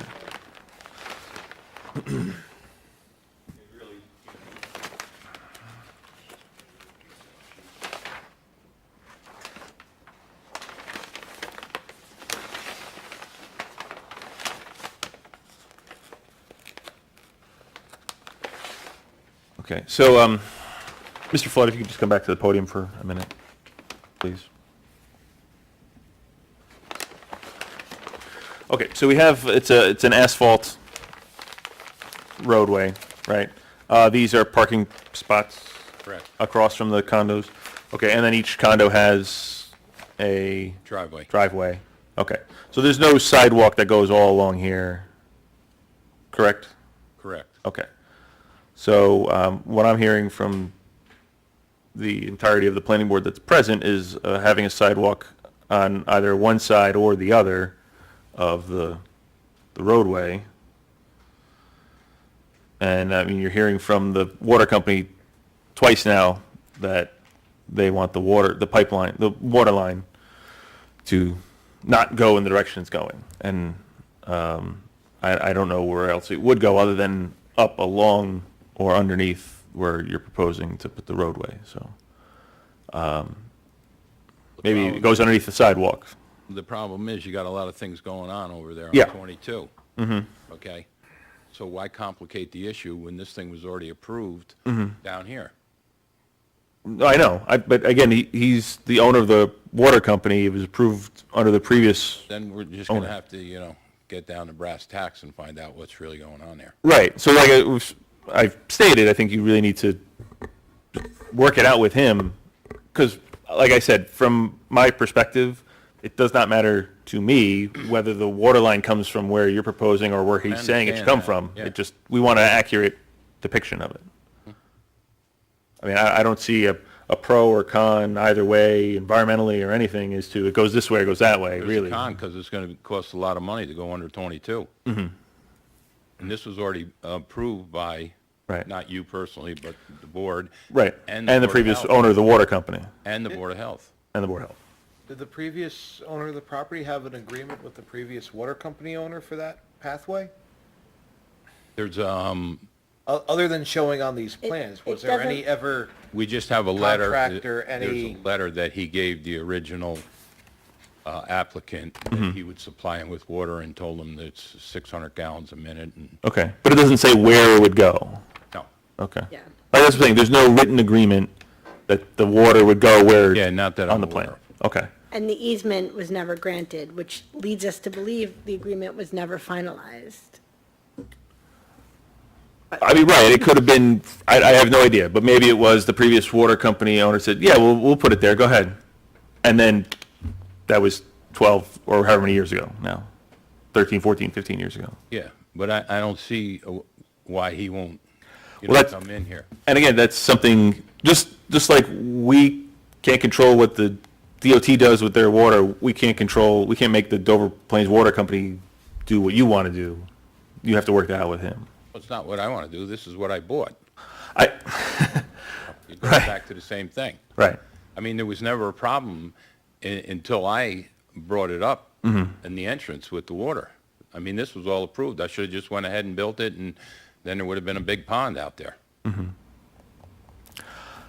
well, we're here now. Stan, Yeah, and you know what? I'm willing to work with you, but, Right. you know, Also, it would be helpful if before the next meeting, you can make some progress with DOT as well and provide us with copies. We understand there's a notice of violation, give us some of the paperwork, because when DOT signs off on this and you get everything in order, the planning board would like to see those I documents. think we do have some paperwork on the, and we did apply for a new application.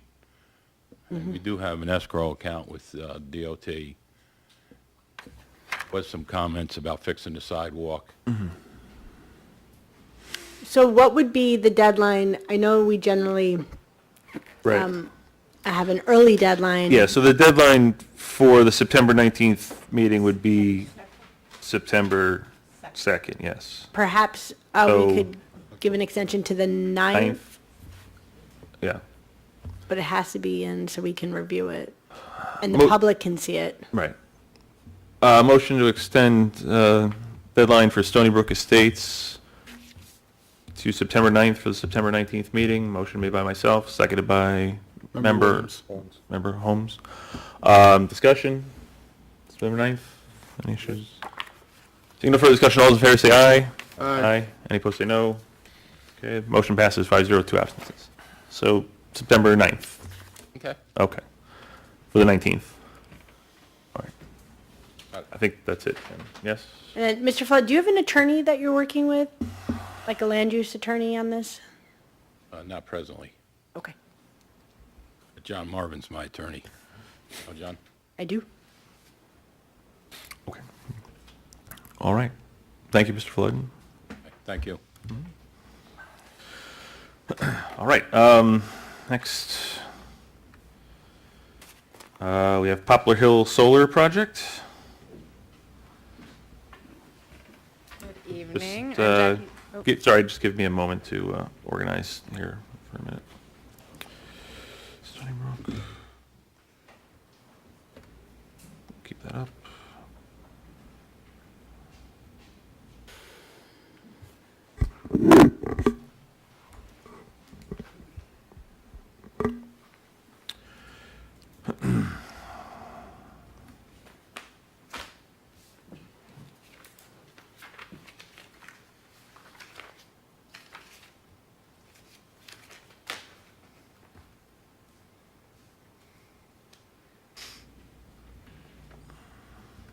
Is that, okay.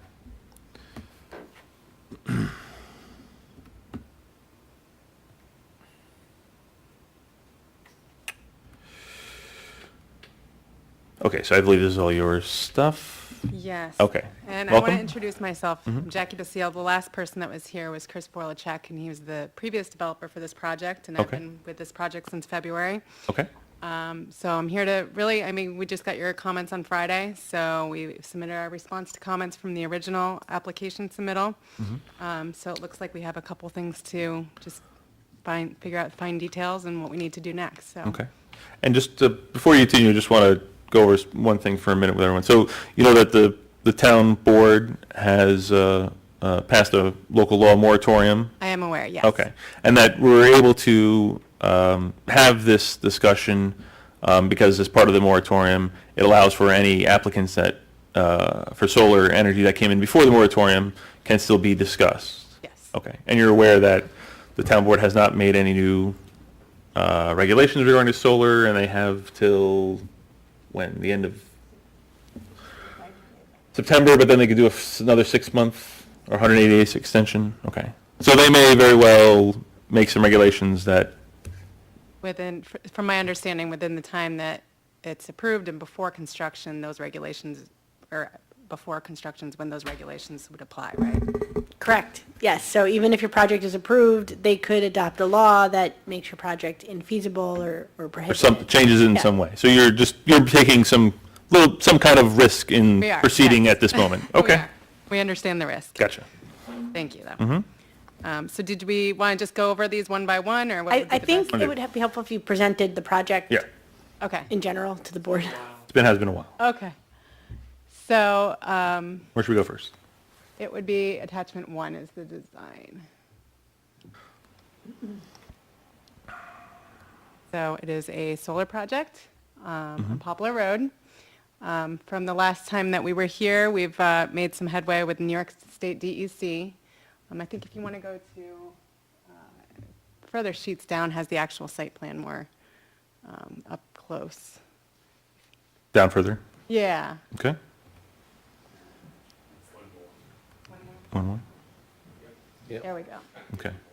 And just to give everyone a sense of where this is.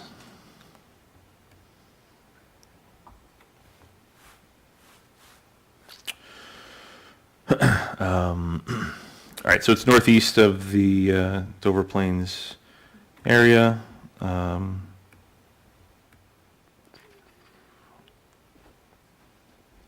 And it's Right there. this parcel here. Yep. Okay. So it's end of Maple Lane, left on Poplar Hill Road. It's a little ways up on the right. Is the property. Okay.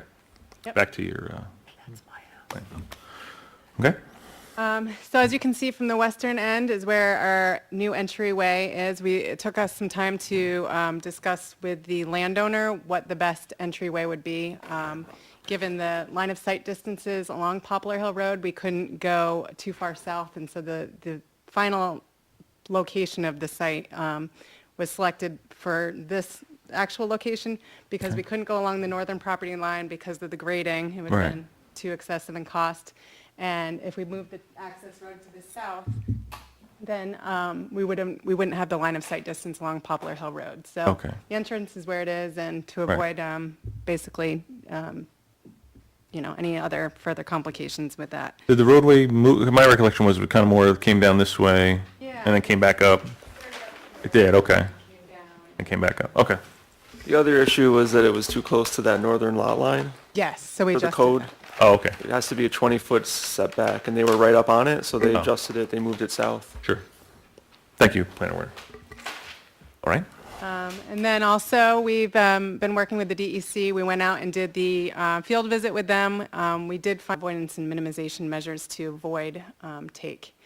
So we are currently working on that with them. That's the biggest reveal, I think, since we've last been in touch. Yeah, it was pretty fascinating to see actual species out in the wild. But she did come up with some measures that when we were out in the field that could potentially be helpful, cutting back some woody debris, creating actually maybe to work out the specifics of the permit. So do you expect DEC to now take jurisdiction of all the wetlands? No, so they won't take jurisdiction in determination, say that it's a core wetland or that it's an isolated wetland. But he's like, for the paperwork process and time of everything, it would just make sense to do a nationwide permit, 51, I think, or 54, for that wetland crossing. So she is concerned, though, as far as not from a wetland standpoint, but from a habitat standpoint as to what impacts of that wetland A we're going to cause or potentially cause. So we are, like I said, we're working with her on the specifics of those measures and how Right. to avoid and minimize. And just the Guess of that, the existing access road? somewhere over here. Yeah. The existing, okay, well, the proposed roadway is along the existing access. Right, and Okay. she might want to adjust it depending on, what she thinks. She thinks that, because the existing road, we're still in discussions because we're concerned about if we redo the existing road, if it would cause more sediment and more impact versus creating a new road and where that location will be. So, like I said, we've hired a bog turtle scientist to help us with those. When you keep saying she, you mean the bog turtle scientist? So the Or Lisa the person Massey at with DEC? DEC, Okay. yes. Sorry, Lisa from DEC. We're friends now because of all of this. Yeah, so she's working with Lisa from DEC is working with our bog turtle scientists from Labella to discuss and hash out those measures. These are still Army Corps jurisdiction wetlands. That wetland permit for the Army Corps. Right. So you've discussed nationwide permit 51 with Army Corps for land-based renewable energy generation facilities. Correct, for wetland A. Okay. Yep. And the 100-foot buffer, whatever setbacks she requires, and maybe 50, I don't know. That's not the wetland regulation, that's just the bog turtle DEC. incidental take permit, species permit. So they're two separate. There's quite a bit of coordination there. It is, it's fun. Okay. So that's the biggest reveal, I think, since last time we spoke. And then, of course, the access road location has changed. As far as like equipment and where the panels are located, that has not really changed. So- Okay. So do you want to just move, Yeah, on to comments? whatever else you'd like to go over.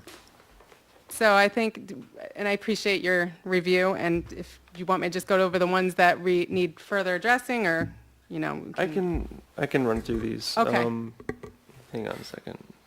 So first is, we're prepared tonight to circulate for seeker. The question though is, this is subject to, it's a town board special permit, right? So I don't think there's any discussion yet with the town board about who's going to be lead agency. Assume that they would defer to the planning board Right. for this, but There there's hasn't- been no formal deference there, right? So assuming that they do, the planning board tonight can declare lead agency, call this a type 1, and circulate to the involved agencies and interested agencies that we've identified in this memo and also Victoria's resolution. So we're prepared to do that tonight.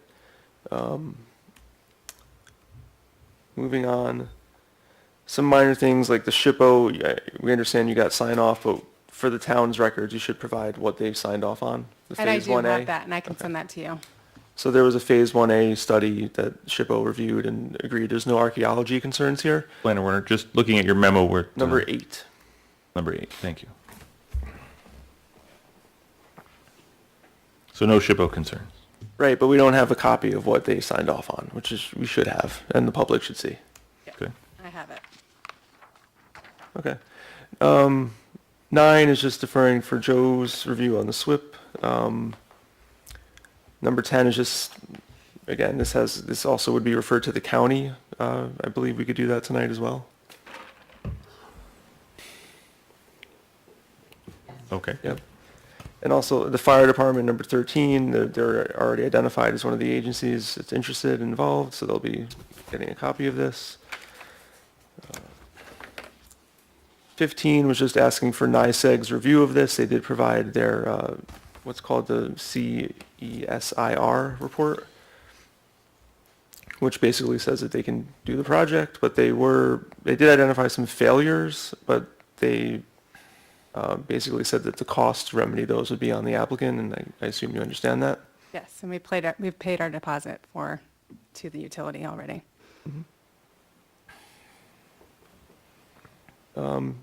16 is just identifying the agencies, and we did revise that a little bit, so the resolution that we'll adopt tonight will have the full list. So moving on to the site plan stuff. Basically, they did provide a new landscape plan, which they didn't have last time. I think one thing to remember is that we haven't done a site visit yet here. The last time they were in front of us was like February. It was cold. We didn't set any site walk. Right. So I recommend we do that sooner than later. Yes. Especially to get a sense of where they're putting new plantings, that slope going up. I'm interested in seeing that. I'm sure Joe is as well, the plans for that. So that's really just, the landscape plan is what it is here. They're proposing 14 red maples, 26 balsam firs, but I think we should get out there and take a look at where they're putting this stuff.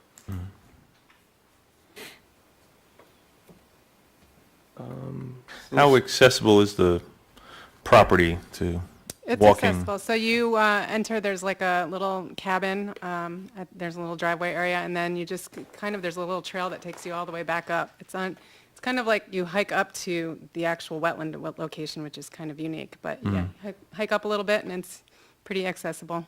Okay. It's all like farm trails and stuff, so. All right. We'll go through the rest of Mr. Warner's comments. We'll see if the planning board has any members have any comments. We'll go to the other consultants, and then we'll get to whatever I'll try to go votes we quick need to as I take. can. 19 is just, we talked about the driveway adjusting. You didn't include the new dimension, just a minor thing. I assume it's obviously greater than 20 feet at this point. Just have to show that. So number 20, I think I brought this up at the last meeting. I don't know if there's been any further discussion about this, but basically they're proposing the wildlife-friendly fence around the whole thing is a 7-foot tall fence. According to the code, specifically 14530G1, says that setback requirements shall not apply to fences that are less than 6 feet. In this case, it's over 6 feet, so my interpretation is that setbacks do apply for the fence, and they're encroaching throughout the site with this fence into the setback area, and is obviously going to impact their number of panels they want to put in. But, you know, I called this out last time, and I think it's worth noting that, you know, the side yard setback's 30 feet for the RU, and this fence is encroaching within that in a lot of places. So just the purpose of the fence is people. We don't even have to have a fence. We can reduce it to 6 feet. It's not a big deal. Okay. Okay. I mean, is there an industry standard that's making you do 7? No, so like utility scale projects, like when they have like a substation or something on the site, they require like security fencing for these. Yes, we we're don't aware. have- Yeah, They're next on the sorry. agenda. Sensitive topic. But But we. there's no requirement that a solar farm, for whatever lack of a better phrase, that Yeah, has to there's have a no- fence. Yeah, there's no equipment on site that would require any sort of security fencing. I'll say that's different than what we've been told by other solar projects. For like utility, for like a substation on it? No, they- for a large-scale ground-mounted solar project. Yeah, for our projects, we don't require any sort of like, we can use, like, we've used other like, sort of, like, We understood it to be a requirement of the code, like the electric code, but that's fine if you can reduce it. yeah, we can reduce it, and we have in other projects. It's, I think, like I Okay. said, I think it's the larger scale ones that have like more equipment that need to have security fencing around it. And even those large utility scale projects just need the security fencing around the substation. So But again, I'm trying to understand the purpose of the fence, because I mean, if it's 6-foot fence, I mean, most people could get over a 6-foot fence, and then also there's a 6-inch gap at the bottom, so Yeah. some people it's- maybe could get under that fence. It's just a deterrent to Okay. show 'em where the project is, and Okay. I'm just curious. it's, Thank you. it's not necessarily anything for, like I said, we could probably even do without it, but it doesn't make really a big difference. But you're saying, 6 or 7 just, feet. I guess, We can to do our 6 feet. attorney's point, you're saying there is no requirement that you have a fence? No, Okay. Thank you. not that I'm aware of, anyway. If- Check I think it's the IEC, but. Yeah, and I've worked on like utility projects where that's been required, but, All right. So you're yeah, gonna I've talked make to our construction. Make it manager less about than 6 feet? Because it says, you know, technically the code says shall Yeah. not apply to fences less than 6 feet high. it. Yeah, 5'11", including, Okay. All right. that was that one. Hold on. 21 is, this is about the noise. Noise of the inverter. no. Yeah, the Mhm. equipment pads. We have, yeah, I mean, there's a specific comment on noise, it's at the end, I can get to that. But basically, we're asking for, our acoustic folks are asking for a little more detail to be able to analyze this. We realize that it's pretty rural here, but that doesn't rule out the fact that when you have like, you know, something with tonal noise, it could be seen as annoying. It could still be heard at great distance. That might be a low buzzing or, Right, so we're just asking for, and you can read the comment, I don't know if you've read through it all, Yeah. but, and your consultants can get us some specs about the equipment and kind of model that for us. Yeah, and I apologize for the confusion on that. I think there was a nomenclature issue on my fault. I know that Chris had said transformers during his introduction of this project, and my understanding is that there's an inverter and transformer, like, equipment are together. So I called it something different, and before I give you any details as far as numbers and specifics on that, I want to make sure that, like you said, we have an engineer take a look, and I'll get a memo written on that, on their estimates versus my own. We have one in town that it does make some sound, but where they placed it, the Stover Solar, you don't hear it down by the road, but as you go up close to it, Yeah, like a humming sound. it doesn't exceed the decibel levels, but it is an annoying whine. Yeah. So that's what we're looking for here, even though it could still satisfy the code requirement, like a little more information about. So Okay. what they did, they put theirs inside the project a little bit further, so you hear it when you got to the outside. Yeah. Yeah, okay. 22 was just talking about the lease area, why it excludes a large portion of the entry road. It sounds like there's an easement, but I'm assuming Victoria would want to see that, so I just made a note. If you have a copy to send it, she always likes to get those, so. Yeah, so what we have for that really is just our lease agreement and memo of lease that we're going to file with the county. Yes. It is written in there, I think it says right here, it's just basically says that we have access. It doesn't have a specific location. When they made the lease agreement, they didn't detail that exact location because it was so flexible. Okay. But I can provide the lease agreement, does that suffice? Okay, yep. Okay, then 23 was just talking about the steep slope regs that, Joe will have something to say about, I'm sure, and then I think, a site walk again would help us understand what's happening to that first initial slope when you go up. It's about 7 acres of forested area that we're proposing to clear. So, I thought the statement of saying that if this was decommissioned, that it'll be returned to its existing condition is not exactly true if you're clearing 7 acres of forest. But what are the conditions of that forest? And that's what the site walk would help identify Would, for us. I mean, does it change anything that the entire parcel includes all this forested area that's not being No. touched? So it's just that the forested area here? Yeah, but it's not, we went over that solar mapper, right, where we had like edge forest and core. This is technically not a core forest, it's an edge forest, if anything. But still, it's 7 acres of tree clearing on a steep slope. So the statement that it's going to be returned to that condition when it's done isn't true, in my opinion. Okay. If you're taking away. We did change the language to say that it would be returned to stable and serviceable condition. Okay. Because, yeah, I can see the confusion or concern. Still, it's always good, to do the site walk, take a look at the condition. What is that forest really all about? What are the conditions of the trees? What species are they? We can figure that out. Okay. We're going to need Tom on that sidewalk. Yeah, There you go. exactly. Okay, the EAF revisions, so starting on comment 24, all this has been addressed for the most part. I don't have any 25, I issues. We're ready to circulate this. 37 was talking about the species, where obviously we have news that there's bog turtle issues now. So I think we discussed that already. We're just going to have to wait for DEC and what the mitigation is, and obviously they have to coordinate that with the Army Corps. There's a lot of work to do for that. That's a big deal. The following after that is 38 comments. Comment 38 is about wetlands. Same thing. We just went over that to start. I don't want to rehash that. Okay, the visual simulations. So the first time we saw this, the access road wasn't aligning up. Like site plan access road and what you rendered was different. So you've addressed that. You've added some plantings you're showing some plantings on the northern and southern boundaries where there appear to be some gaps in vegetation, so you're going to fill those in. And otherwise, you're saying that existing vegetation will screen the site. Again, a site walk is necessary to figure all that out, but. Yeah, and I did provide, and I'm not sure if there's an extra folder in that response to comments package that has like individual, actually I think the Word file did too. Attachment 9, attachment 9. We did add some more renderings from like the location of Poplar Road. Yeah, you want to go through those for the board? Yeah, so this is just an aerial of the project.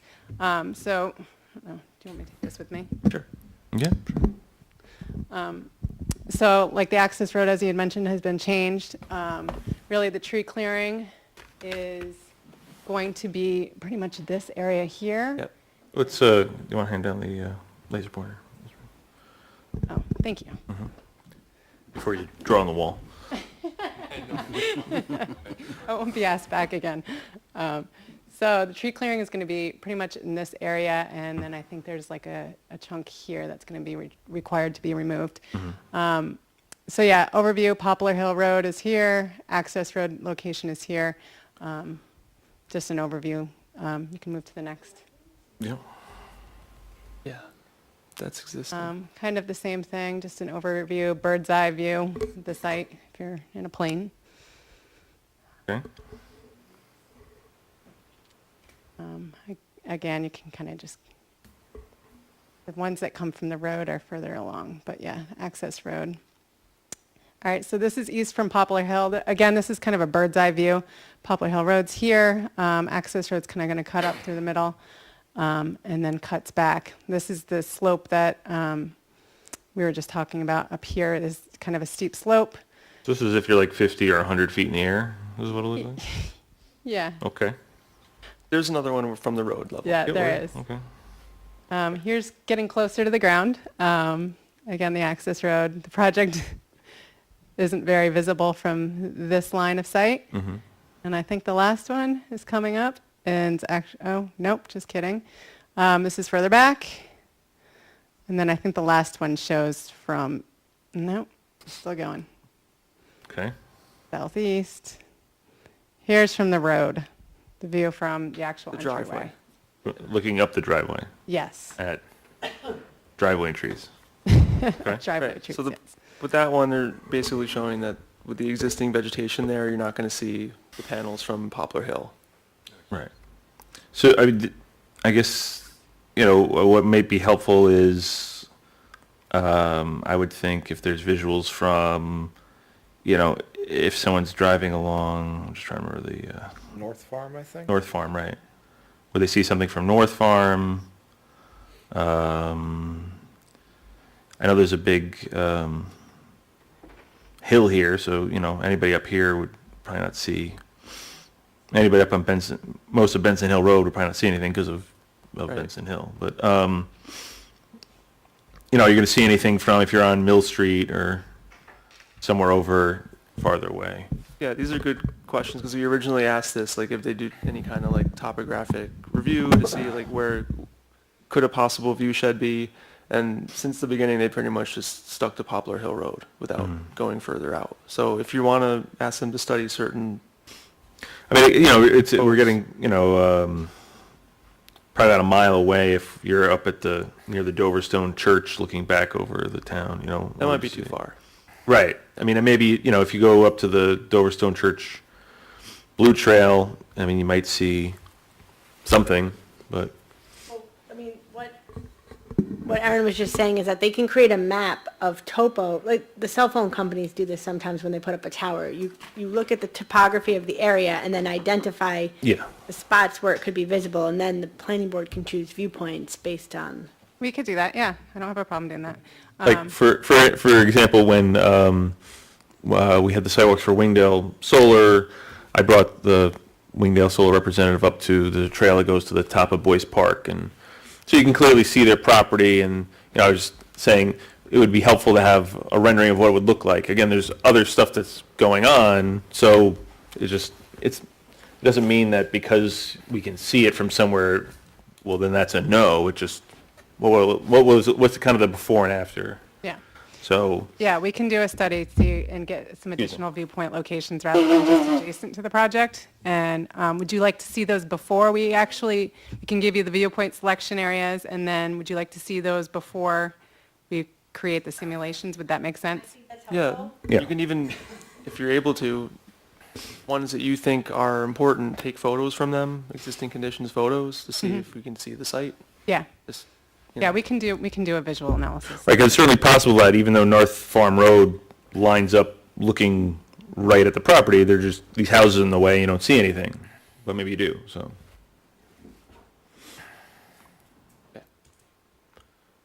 Okay. The Because other again, it's thing- one of those things like any of this stuff, when you're not gonna see anything up close or really far away, it's kind of there's some middle area where you actually see what's going on.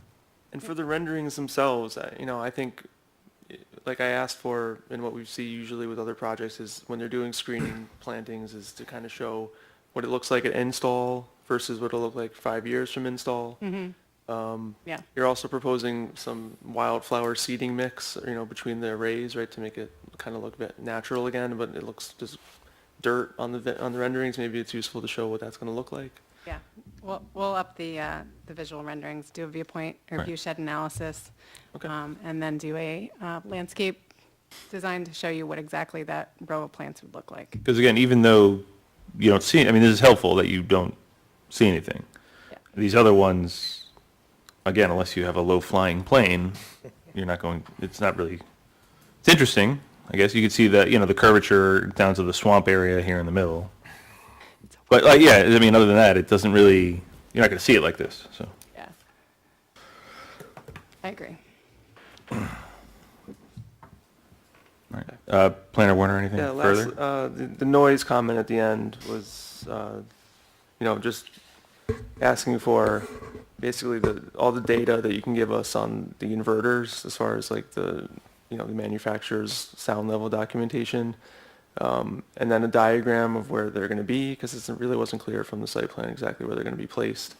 And then you can do, you could figure out the noise level as you go out from those inverters, the distance, and then show them in relation to the nearest residential property and in relation to the property line for the site, and then just a little more of an analysis for us to review.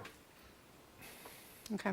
If you have questions on that specific comment, I'm happy to get on the phone with my colleague that Okay. reviewed it. Yeah, that might be helpful. And Joe is also always happy to join noise calls. He likes those. All right, anything further from your memo? Lastly, we had some agricultural comments. I submitted like supplemental to the original memo from February. Basically, this is all saying that I asked them to verify this. The site is not currently farmed. It doesn't have an ag exemption. It's pretty much been fallow farmland. So just so the board's aware, I don't see any farmland. I mean, there are fields here, is it, It's not an active farm. they're not hayed or anything, or? No. No. It's also not in the ag district, right? Correct. It's like, it's like left out of the ag district. Parcels north and south are, but it's not in it. Well, it's something that, you have to pursue that, so, right, if you're not farming, you would. Correct. pursue it. And lastly, it was about the moratorium, which the chairman spoke about already. And again, no further, I mean, you read the moratorium, you understand the moratorium. Yes. Okay, Yep. all right. Planner Warner, thank you. Unless there's something else you think I should be concerned with, or, No, just, it's 180 days, and they can extend it for themselves for another 180 days, which, I think the 180 days is up next month. Yes. And I don't know, but I would expect they're going to extend it for another 180 days. okay. So then you're looking at March, right? Yeah. Okay, so just to remind everyone, this is a how many megawatt project? This is, I think, what do we have, 4.5 for this one? 4.5. 3.5 3.5. AC. Okay. All right, and then just to better inform the planning board and the public, the Dover Solar one on Route 22 is how many megawatts? 2, okay. I believe the Wingdale Solar one that that had been proposed was like 5, about 5? Okay. So yeah, this is basically halfway between the one that exists on Route 22 and then the one that's been proposed in Wingdale. From my understanding, they're looking to hold off until the town figures out what they're going to do with the regulations, but. Yep, okay. So this one's in between those two sizes, okay. I didn't have anything further at this point. I'll just go through the planning board members and then we'll go through their engineer and attorney. But, Member Holmes, any questions? This time. No comments. Nope. Not at this time. Engineer Berger? Thank you, everyone. Engineer Berger. You have some details on here. We need, you're probably going to develop more on the slope and stability of that, but the big thing, it's not in our code now under chapter 65, but more likely out of the moratorium is going to come a more hardy stormwater analysis. We've learned from the One Dover Solar that DEC's acceptance of solar panels as less than what they are. We're going to need some more, how to describe it, a hardy solution to the drainage that comes down the hill, not necessarily meeting 100% usage, but the alteration of the ground, even though it's restored with the flowers and the panels themselves, have a increase in the velocity in the peak of the stormwater. DEC has not acknowledged that in the way their analysis of stormwater are. They let you just take the poles and pretend that the water's hitting the ground and soaking into the gravel diaphragms, and that really doesn't seem to be that case. And whether DEC's ever going to change that or catch up with this, our Chapter 65 is separate from stormwater regulations since we're not an MS4. So what we'd like to see is some more interceptor swales, and what would you do with the peak flow that comes down, specifically down the hills. The ones going into the wetlands is nice, that you have a nice wetland in there which would create a nice attenuation. It's more of the ones that come in from the slope, the 570 to the west and continuing down. There's a lot of vegetation in there, so you're probably okay, but just in case, specifically as it comes down the road, you do have some, minimal your stormwater energy dissipators and diversion berm. I don't think they will. Which sheet should we look at? That's on sheet C300, 614. Oh, we're on that one. Okay, yeah. So I think they need to be a little bit, looked at a little bit more to determine how they could handle a peak flow coming down that hill a little bit more, so that we're not causing some erosion. So you're specifically speaking like coming off panels and going down? Yeah, Because we're not doing really any. I mean, there's other ways you can do it too, and the gravel that's underneath the panels can be created with more of a berm along them to keep the water. When stormwater drains off the panel and hits a gravel diaphragm during a 4-inch storm, it's not going to soak into the gravel when it's on a 6% cross slope.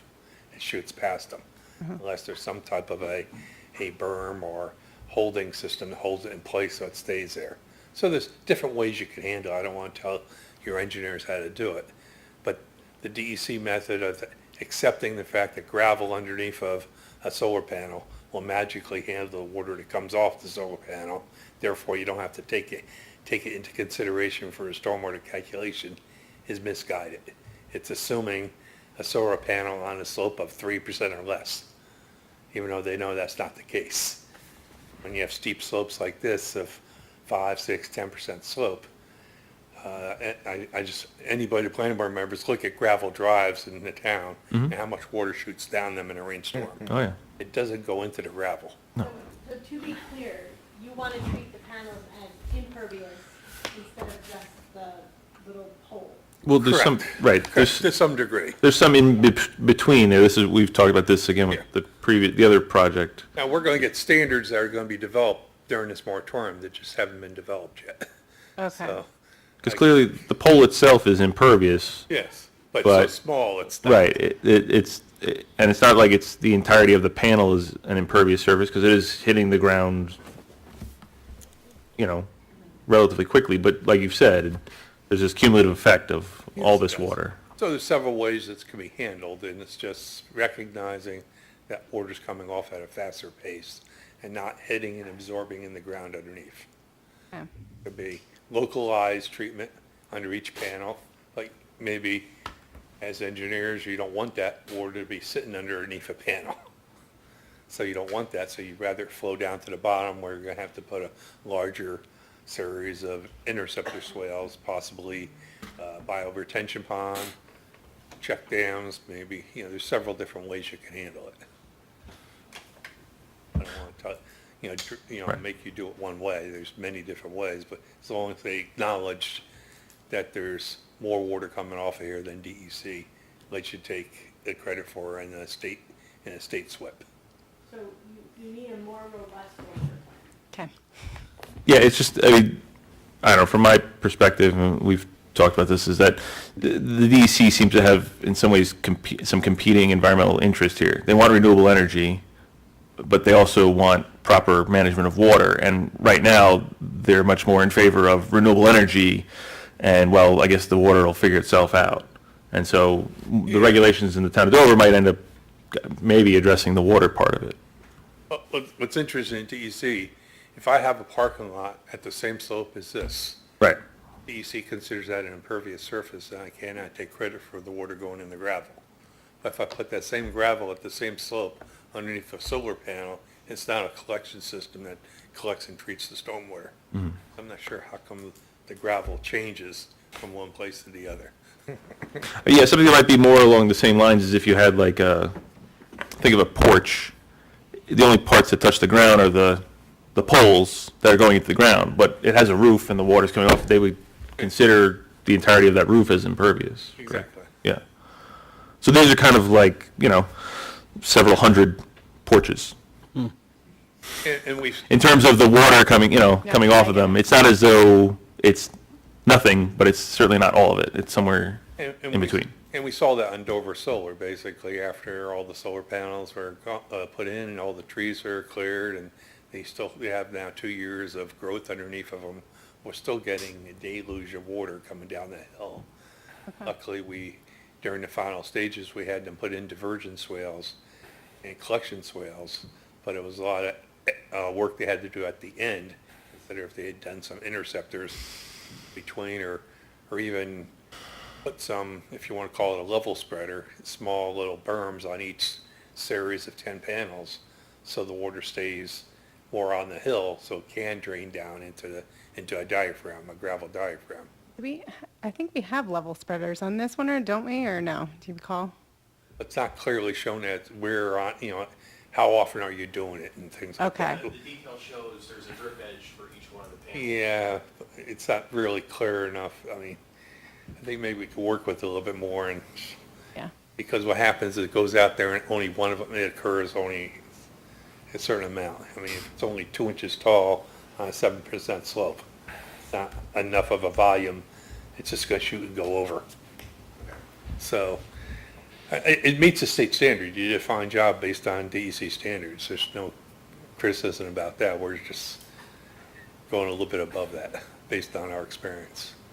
So just to clarify, so you don't have a standard yet, but Well, once the moratorium, once the we're town- developing the standard now. Okay. In Chapter 65, it allows us to state that the stormwater should not go off the site.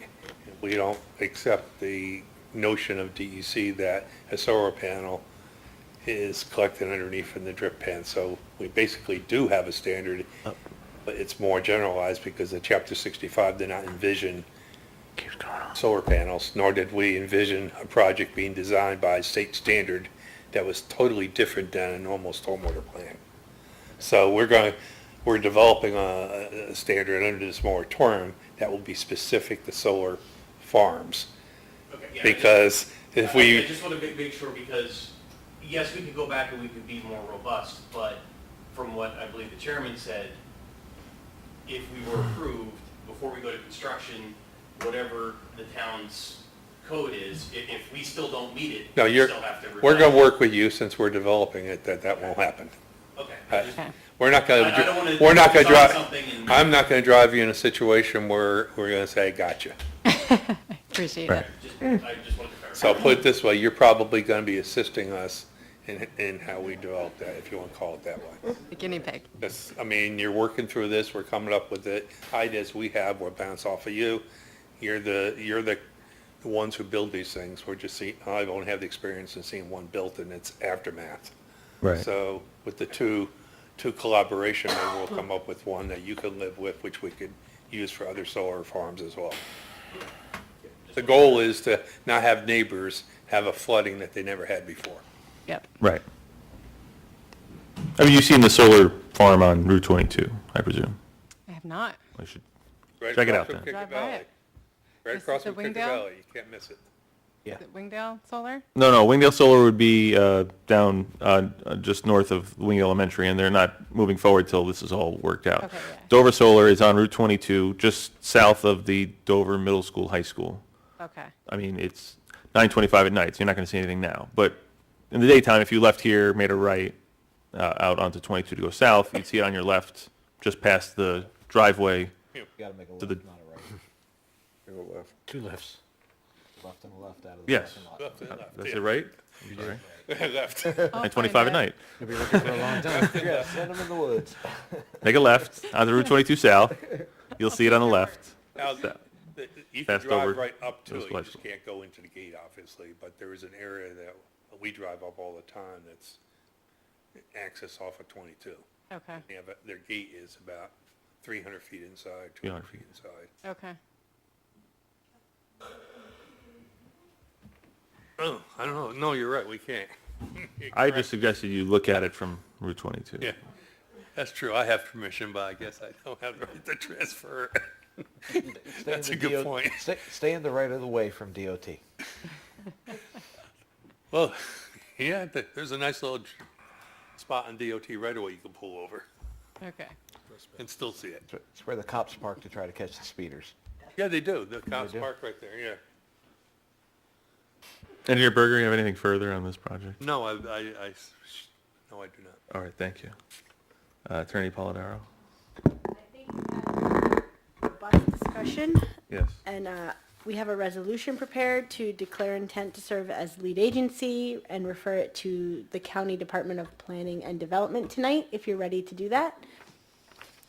All right, let's look through. I also added in a little paragraph in the resolution, again reminding them that they're proceeding at their own risk and that zoning regulations may be adopted so they can't come back later.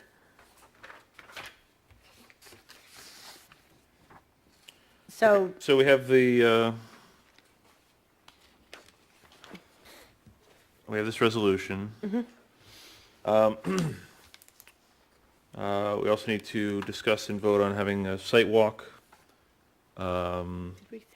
and vote on referring it to, planning board, and you said Dutchess County and the fire department it's in here. in the resolution. So, one thing that we do need to add to the resolution, if you wouldn't mind scrolling down, Planner Warner has requested that we add the Oblong Land Conservancy to the list. It's not technically a state agency, but they are an agency that we'd like to get comments from. They have the property to the south. Their immediate neighbor to the south. And then you had, and also that we include NICEAG. Again, not a state agency, but Right. an integral part of the application. So this parcel here is the Oblong Land Conservancy.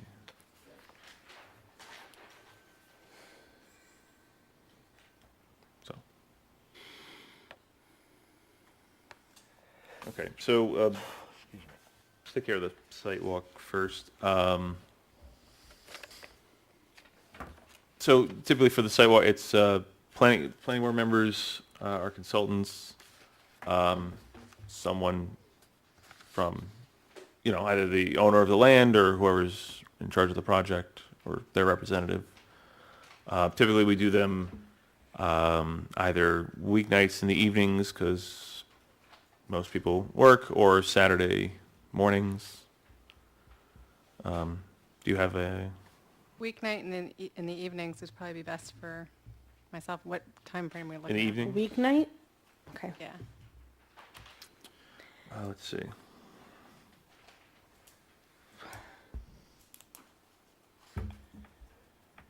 There is a 5th week of the month in August, but it's also the week before Labor Day. Right. All right, okay, I guess, it's Monday of this week. After Labor Day. I mean, honestly, weeknights are tough. I'm not the most important person in the room, but they're tough for me because I have planning board meetings. And I believe Joe and Erin are probably in the same boat unless it's Okay. a meeting night already. What about next Monday? Won't be here. Won't be here. Tuesday? Like you won't be here that week? From now till almost Labor Day, I'm gone. All right, so you're thinking, so- After Labor Day, closer to the next meeting. right. Okay, so I guess, well, here's a relevant question. Are you planning on submitting anything further to the planning board before September 2nd? In the hopes of being on the agenda for September 19th? Probably not, so we can probably Okay, extend. so having the site walk after Labor Day doesn't affect anything you're, No, because doing. it'll take some time to get those, the view shed Sure. analysis done and all of that, so. okay. Shooting So we're looking after Labor Day, which I believe that would be the 5th, right? Okay. So, I don't know, someone throw out the Monday through Thursday, 12th? 12th, 7 PM? Does that not work? Excellent for me. What? By then, when's the sunset? That's, yeah, I was supposed to look at that up. About time. So maybe 6:30, 6 o'clock? 6 o'clock? That works. That'd be close. On the 12th? Let's see, Wait, is the sun that's what I'm looking up now. having the sidewalk at 6? Okay.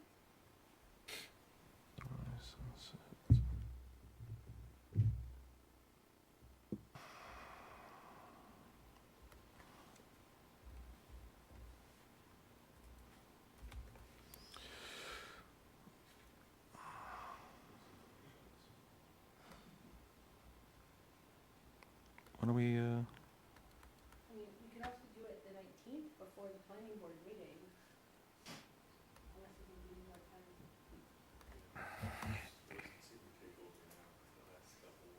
so sunset on the 12th is at 7:08, Yeah, that's about right then. so 6 o'clock, I would think. Okay, That works, I can do the Uh, 12th. does 12th that at not 6 work? PM? Yep. oh, 12th at 6 PM. 9, 12.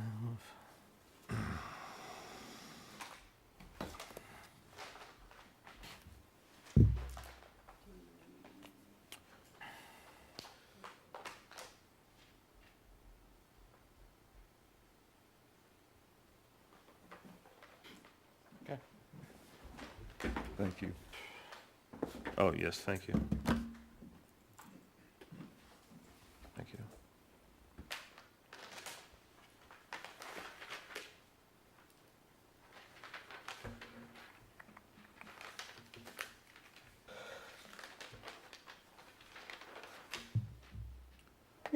All right.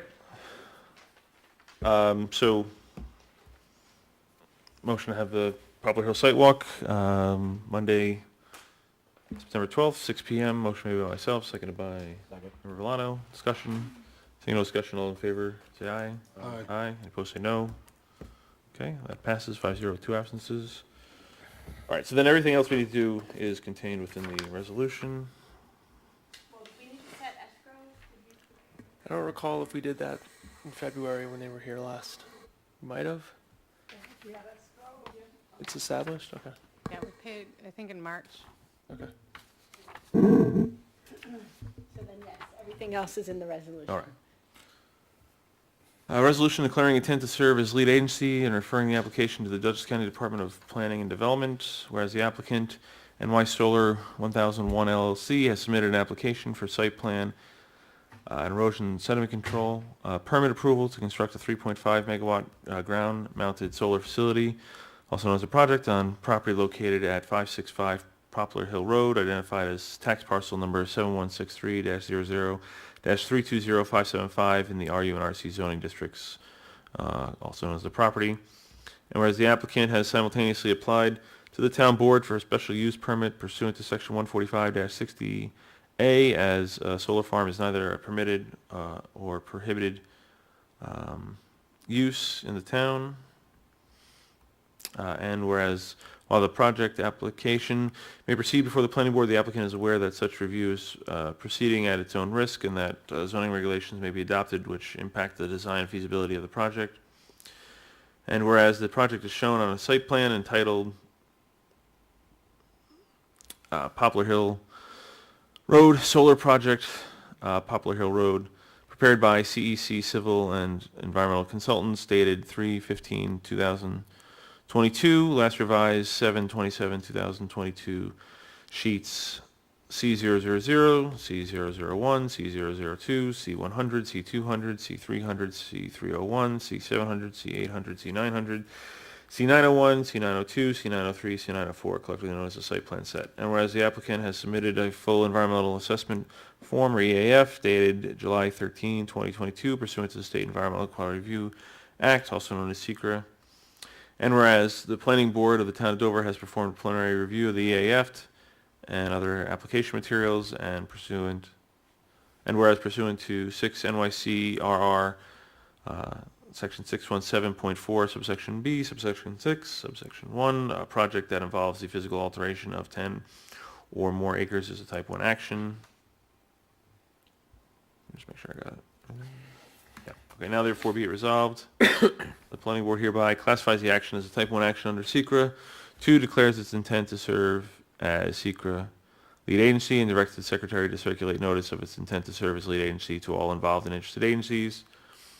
And 3, directs the secretary to refer the application to the Dutchess County Department of Planning and Development for a report and recommendation pursuant to Section 239-M of the General Municipal Law. This resolution is being offered by Member Williams? Member Williams, seconded by Member Villano. Discussion. The list of involved and interested agencies are the Dover Town Board, Dutchess County Department of Public Works, New York State Department of Environmental Conservation, New York State Office of Parks, Recreation, and Historic Preservation, NYSERDA, New York State Public Service Commission, J.H. Ketchum Hose Company, Inc., and the Oblong Land Conservancy. Then we were also going to add NYSEG. Yeah. And NYSEG.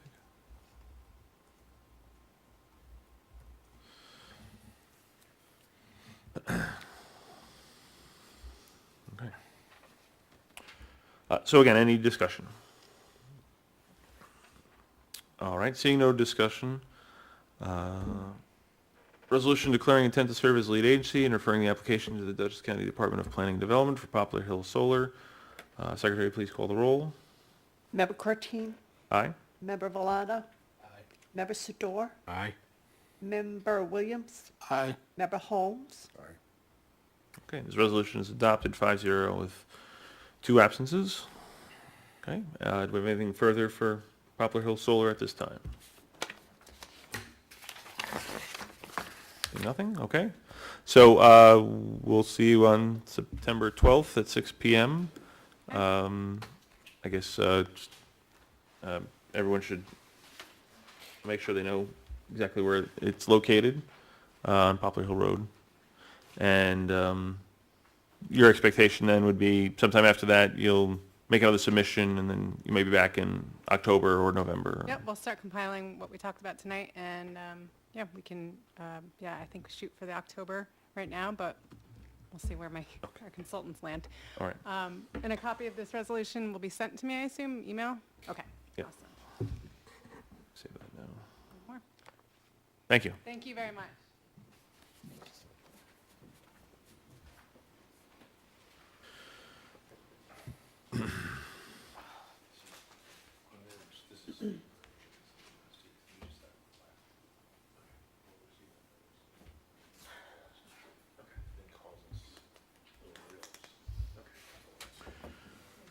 All right, so next on the agenda, we have Transco. Would like to come to the podium?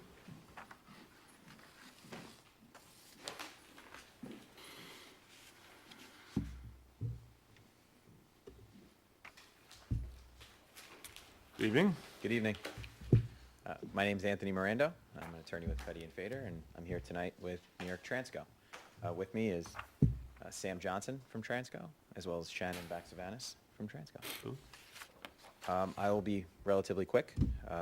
We're just here to provide another update since our last time we were before you in May. We performed quite a bit of work since then and got some more feedback from the number of outside agencies, which I'll quickly summarize. And we filed a package in July, which your consultants have reviewed and now is before you, addressing the prior planning, engineering, and other comments we received. Some key updates are we received a DEC determination as to confirming both there's no impacts to surface water, groundwater, or wetlands now. Those are also from the prior decisions we got from them, or I should say findings. And no adverse impacts on any regulated species, and no take permit is required. We received another determination from the State Historic Preservation Office, OPRHP.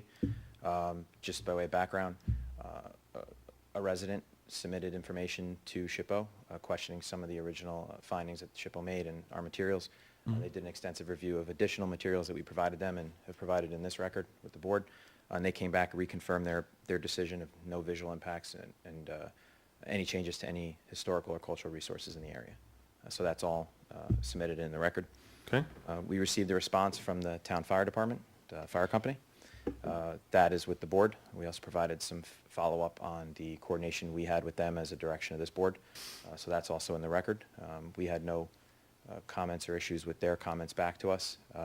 The substantive comments on the plans, our site plans all comply with those, and their other requests, we have certainly no objection to them. With respect to town staff, we also followed up as an outgrowth of our last meeting on sound, confirming, I think now we've resolved all the outstanding questions on sound. I'll certainly let Aaron speak for himself, and Joe. But we've also followed up. In addition to that, we were following through on a post-approval construction sound, not construction, a sound test during the commissioning stage after construction, and working through that still with staff. But I think we're in a pretty good place on that as well.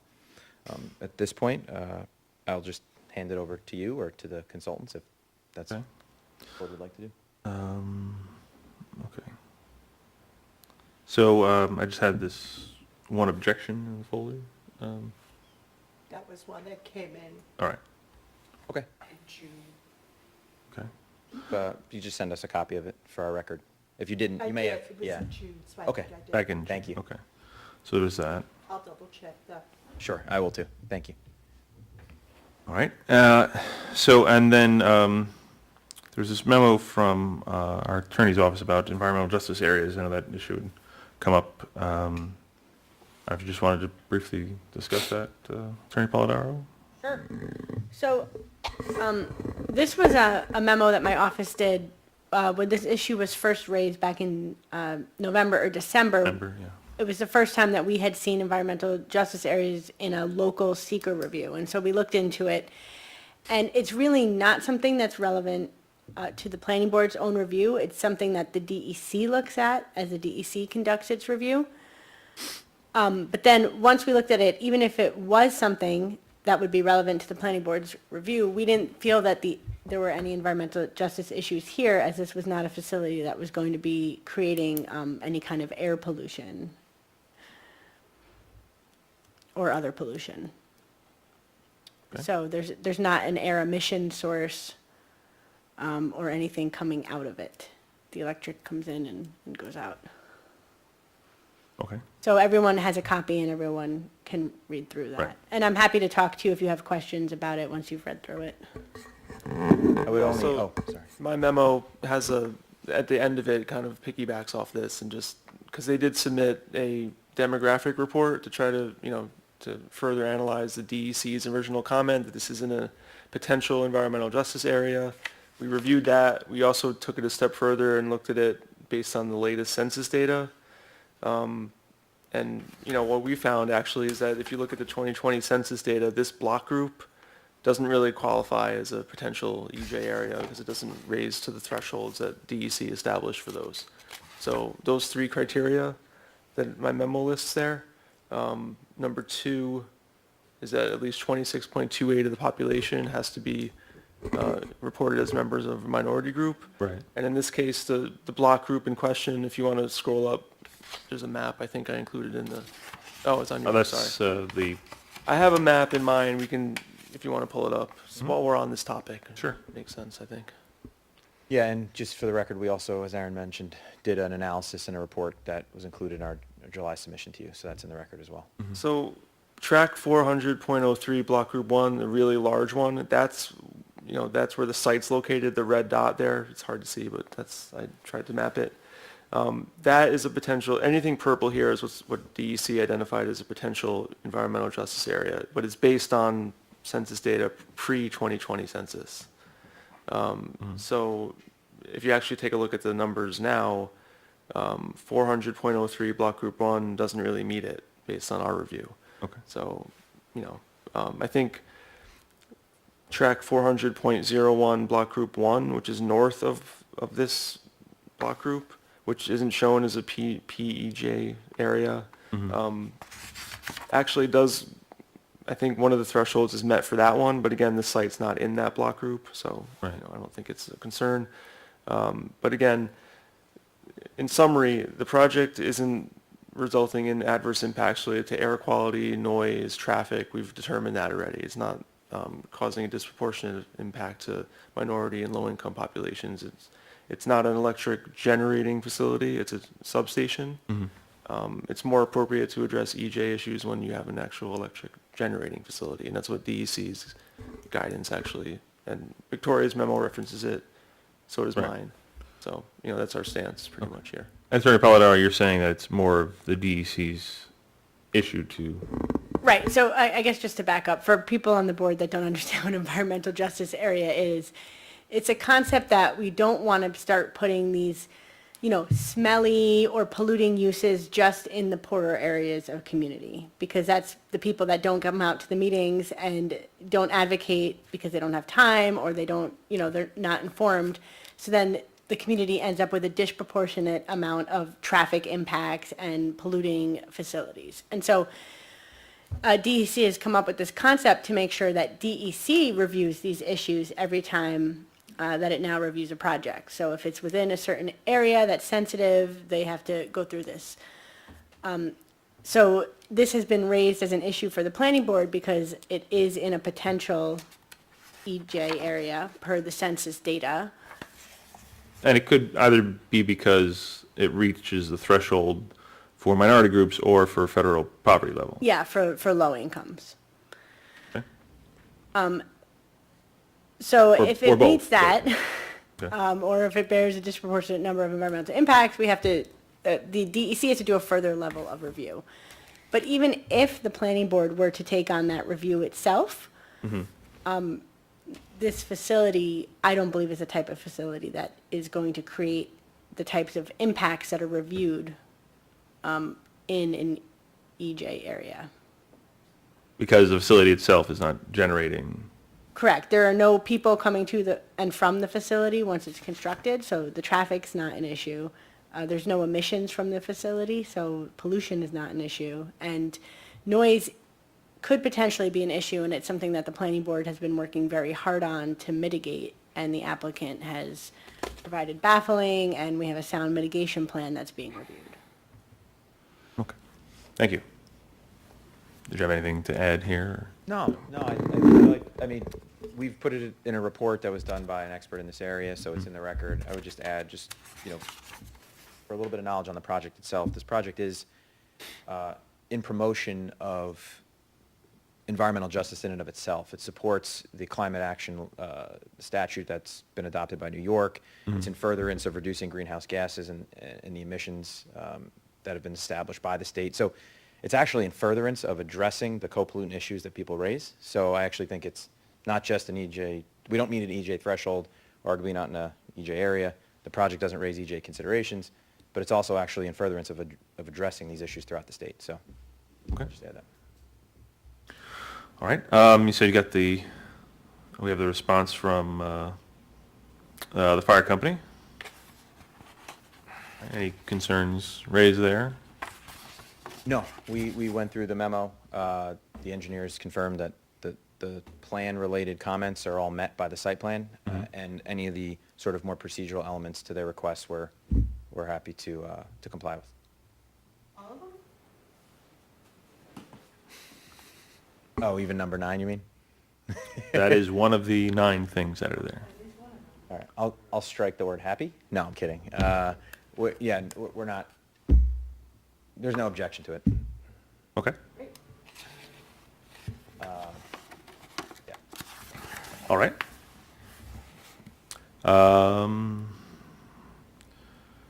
Okay. So we have this memo from TRC. Yeah, that was our memo.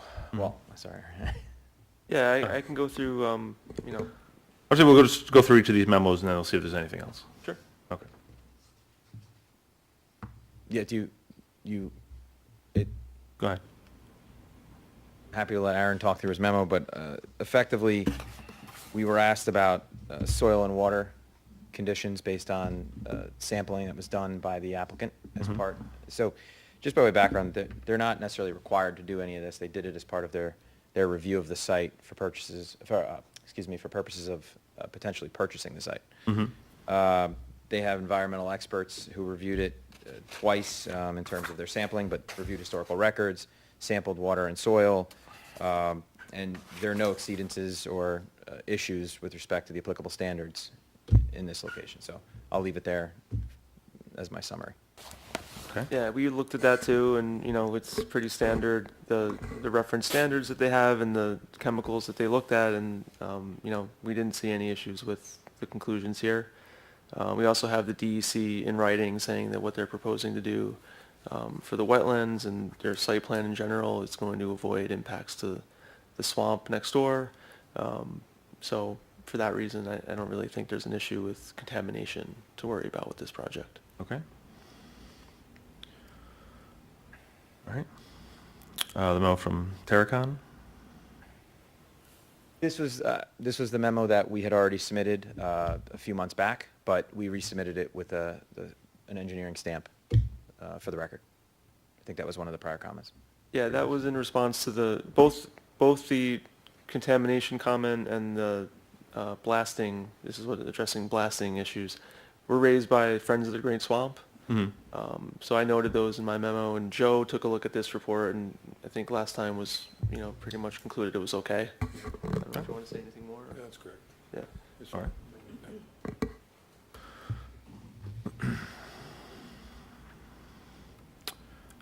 Let's see.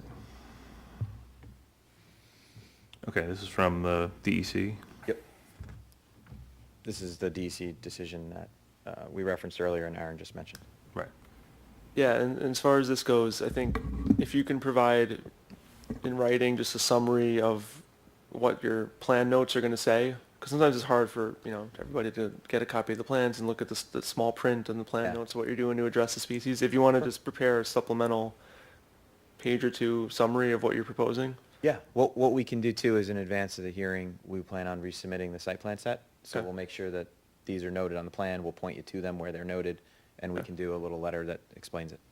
So these are all like mitigation notes that the DEC has, you know, worked with the applicant on, and they've provided their sign off essentially with some conditions, I guess, to make sure they adjust language and so forth. So I'm just asking that they provide the board with a clear summary of what those are, so they don't have to zoom in on the plan notes, but actually can have it, you know, maybe in a cover letter or something like that, whatever you choose to do. It's fine. Okay.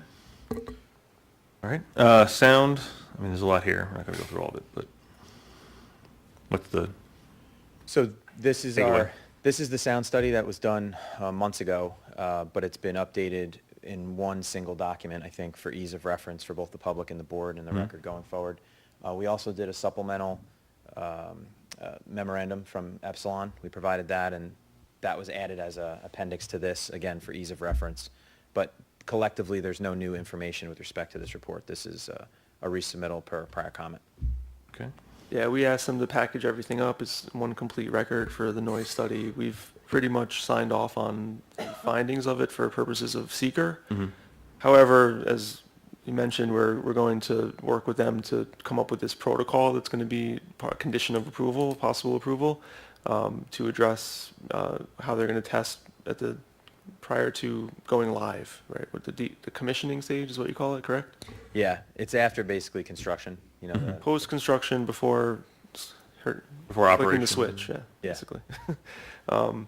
We've had a couple of meetings on this, and I think they recently submitted a draft, so we have to take a look at that, and we'll continue to coordinate with them about that. Yeah, that certainly didn't get a chance to look at, I'm sure. It was the end of last week. Yeah.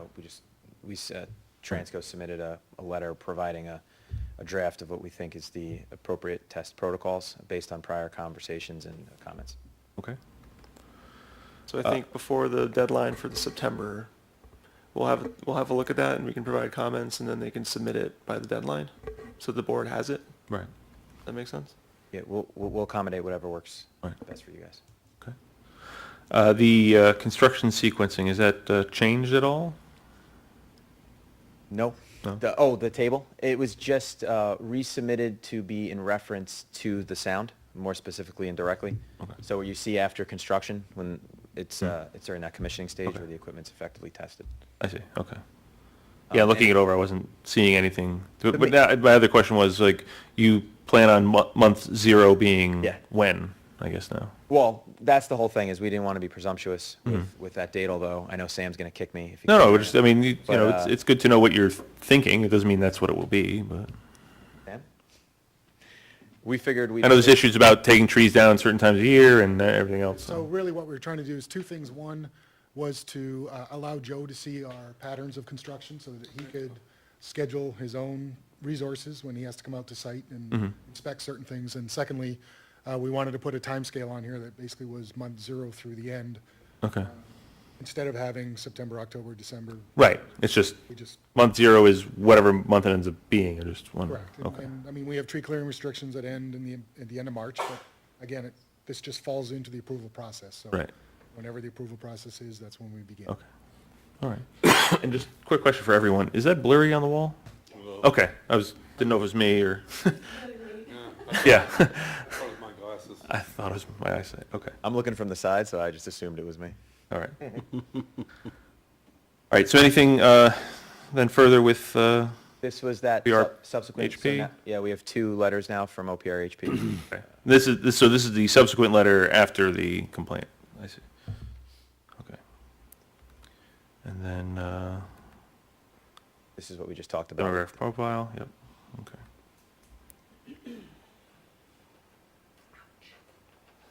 This is just my cover letter. Right. Summarizing.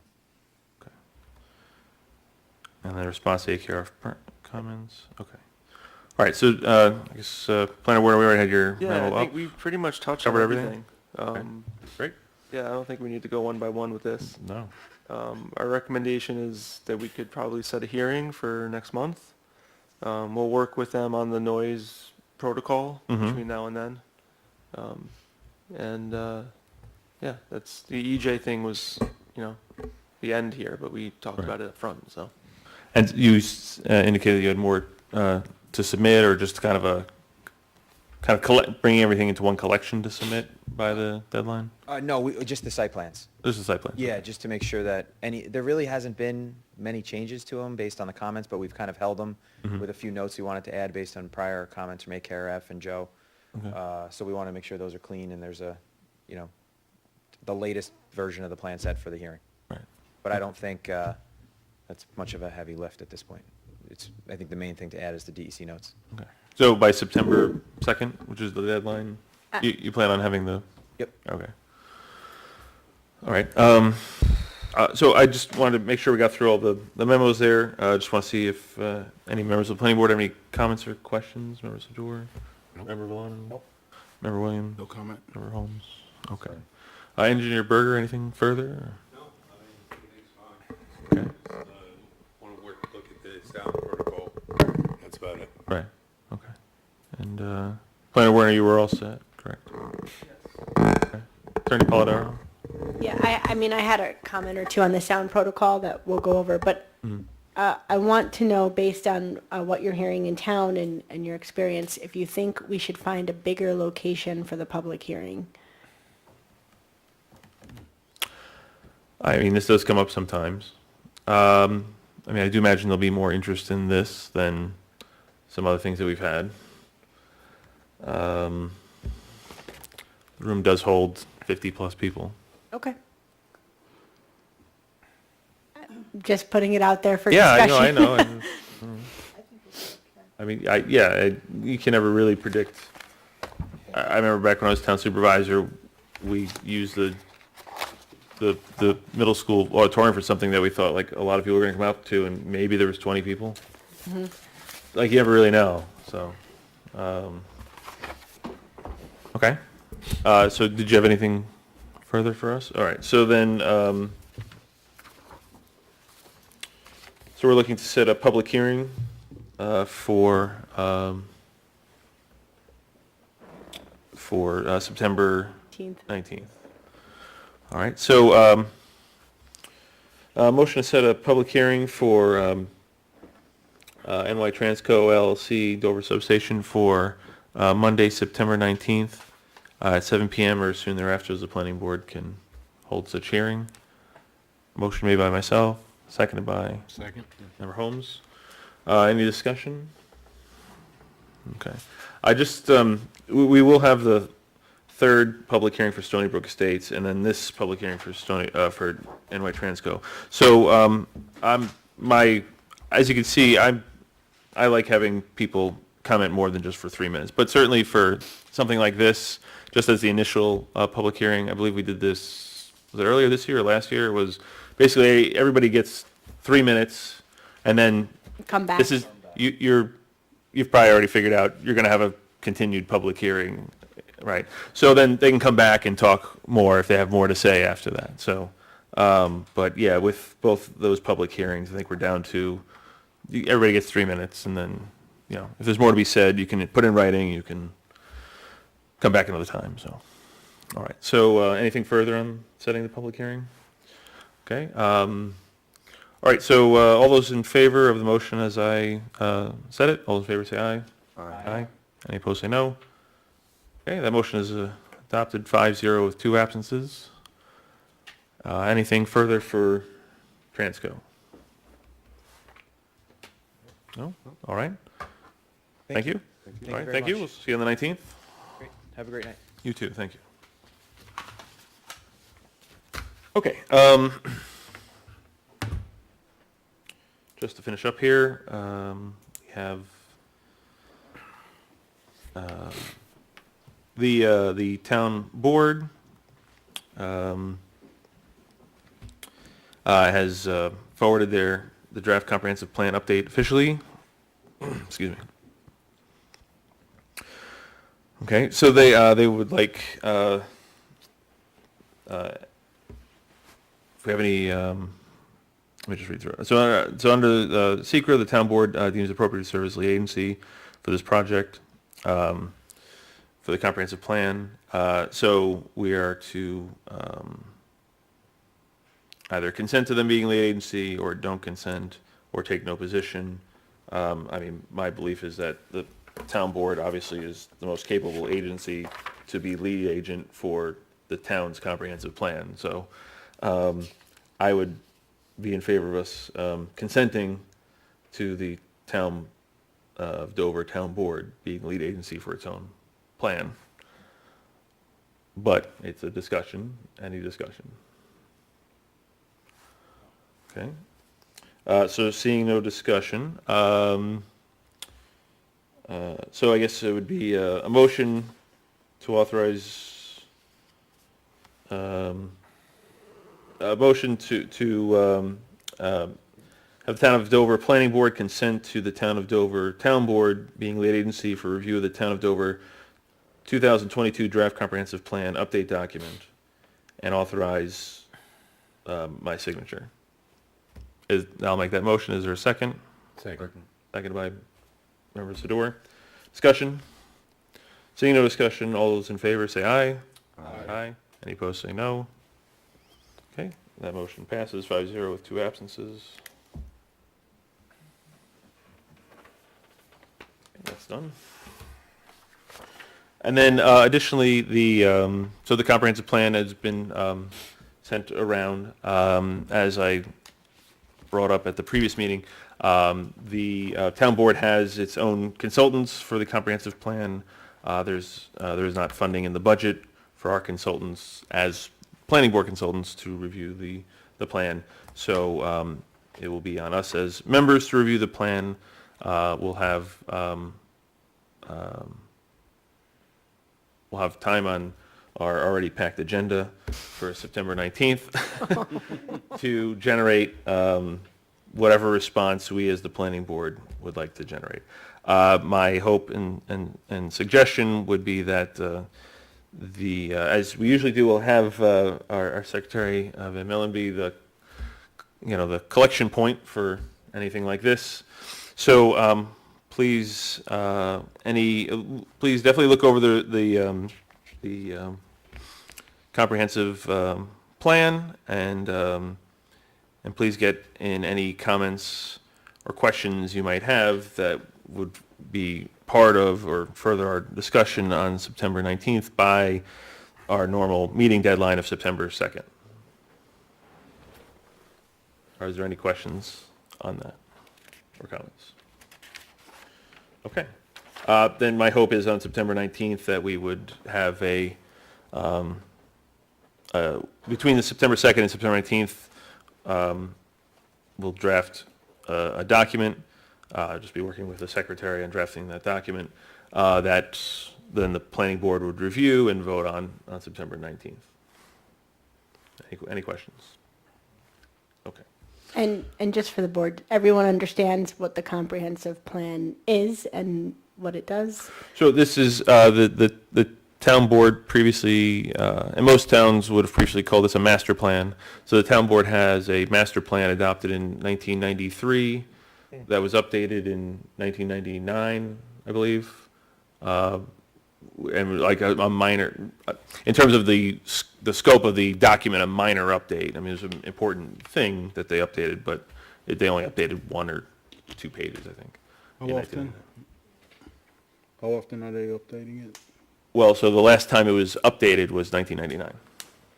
So, I think that was just on mining. yeah, something to do with mining or waste. Yeah. Waste disposal, yeah, or both. I think maybe it was mining and waste disposal. Again, very important parts of any master or comprehensive plan, but in terms of the entire plan, they really didn't, it wasn't a comprehensive relook at it. It was just, these are the parts we're updating. So, and this process started back when I was town supervisor in like 2009 or something. So, it's one of those things that just, you kind of start going along, and then, things happen over the years, and then there's another administration, and then it starts going along, and there's another administration. So now it's finally to the point where they have a completed draft document that a great committee of people, including our own secretary, were working on, and our member, Valerie Robedier, along with prior planning board chair and Dave Wylock. and others in town. So certainly it's a comprehensive draft, comprehensive plan, and so we're just at the point in the process now where we as the town planning board are supposed to give our official, here's what we think. All right. Anything further on that? All right. Our next meeting is September 19th. Deadline is September 2nd. Then we have a meeting October 3rd. The deadline is September 16th. And a meeting October 17th with the deadline of September 30th. Any further business before the planning board? All right. Seeing no further business before the planning board, I'll make a motion to adjourn. Seconded by Member Williams. All those in favor of adjournment say aye. Aye. We're adjourned.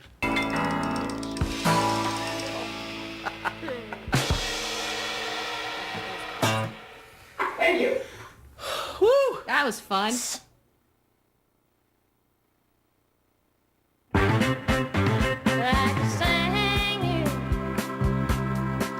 Like a country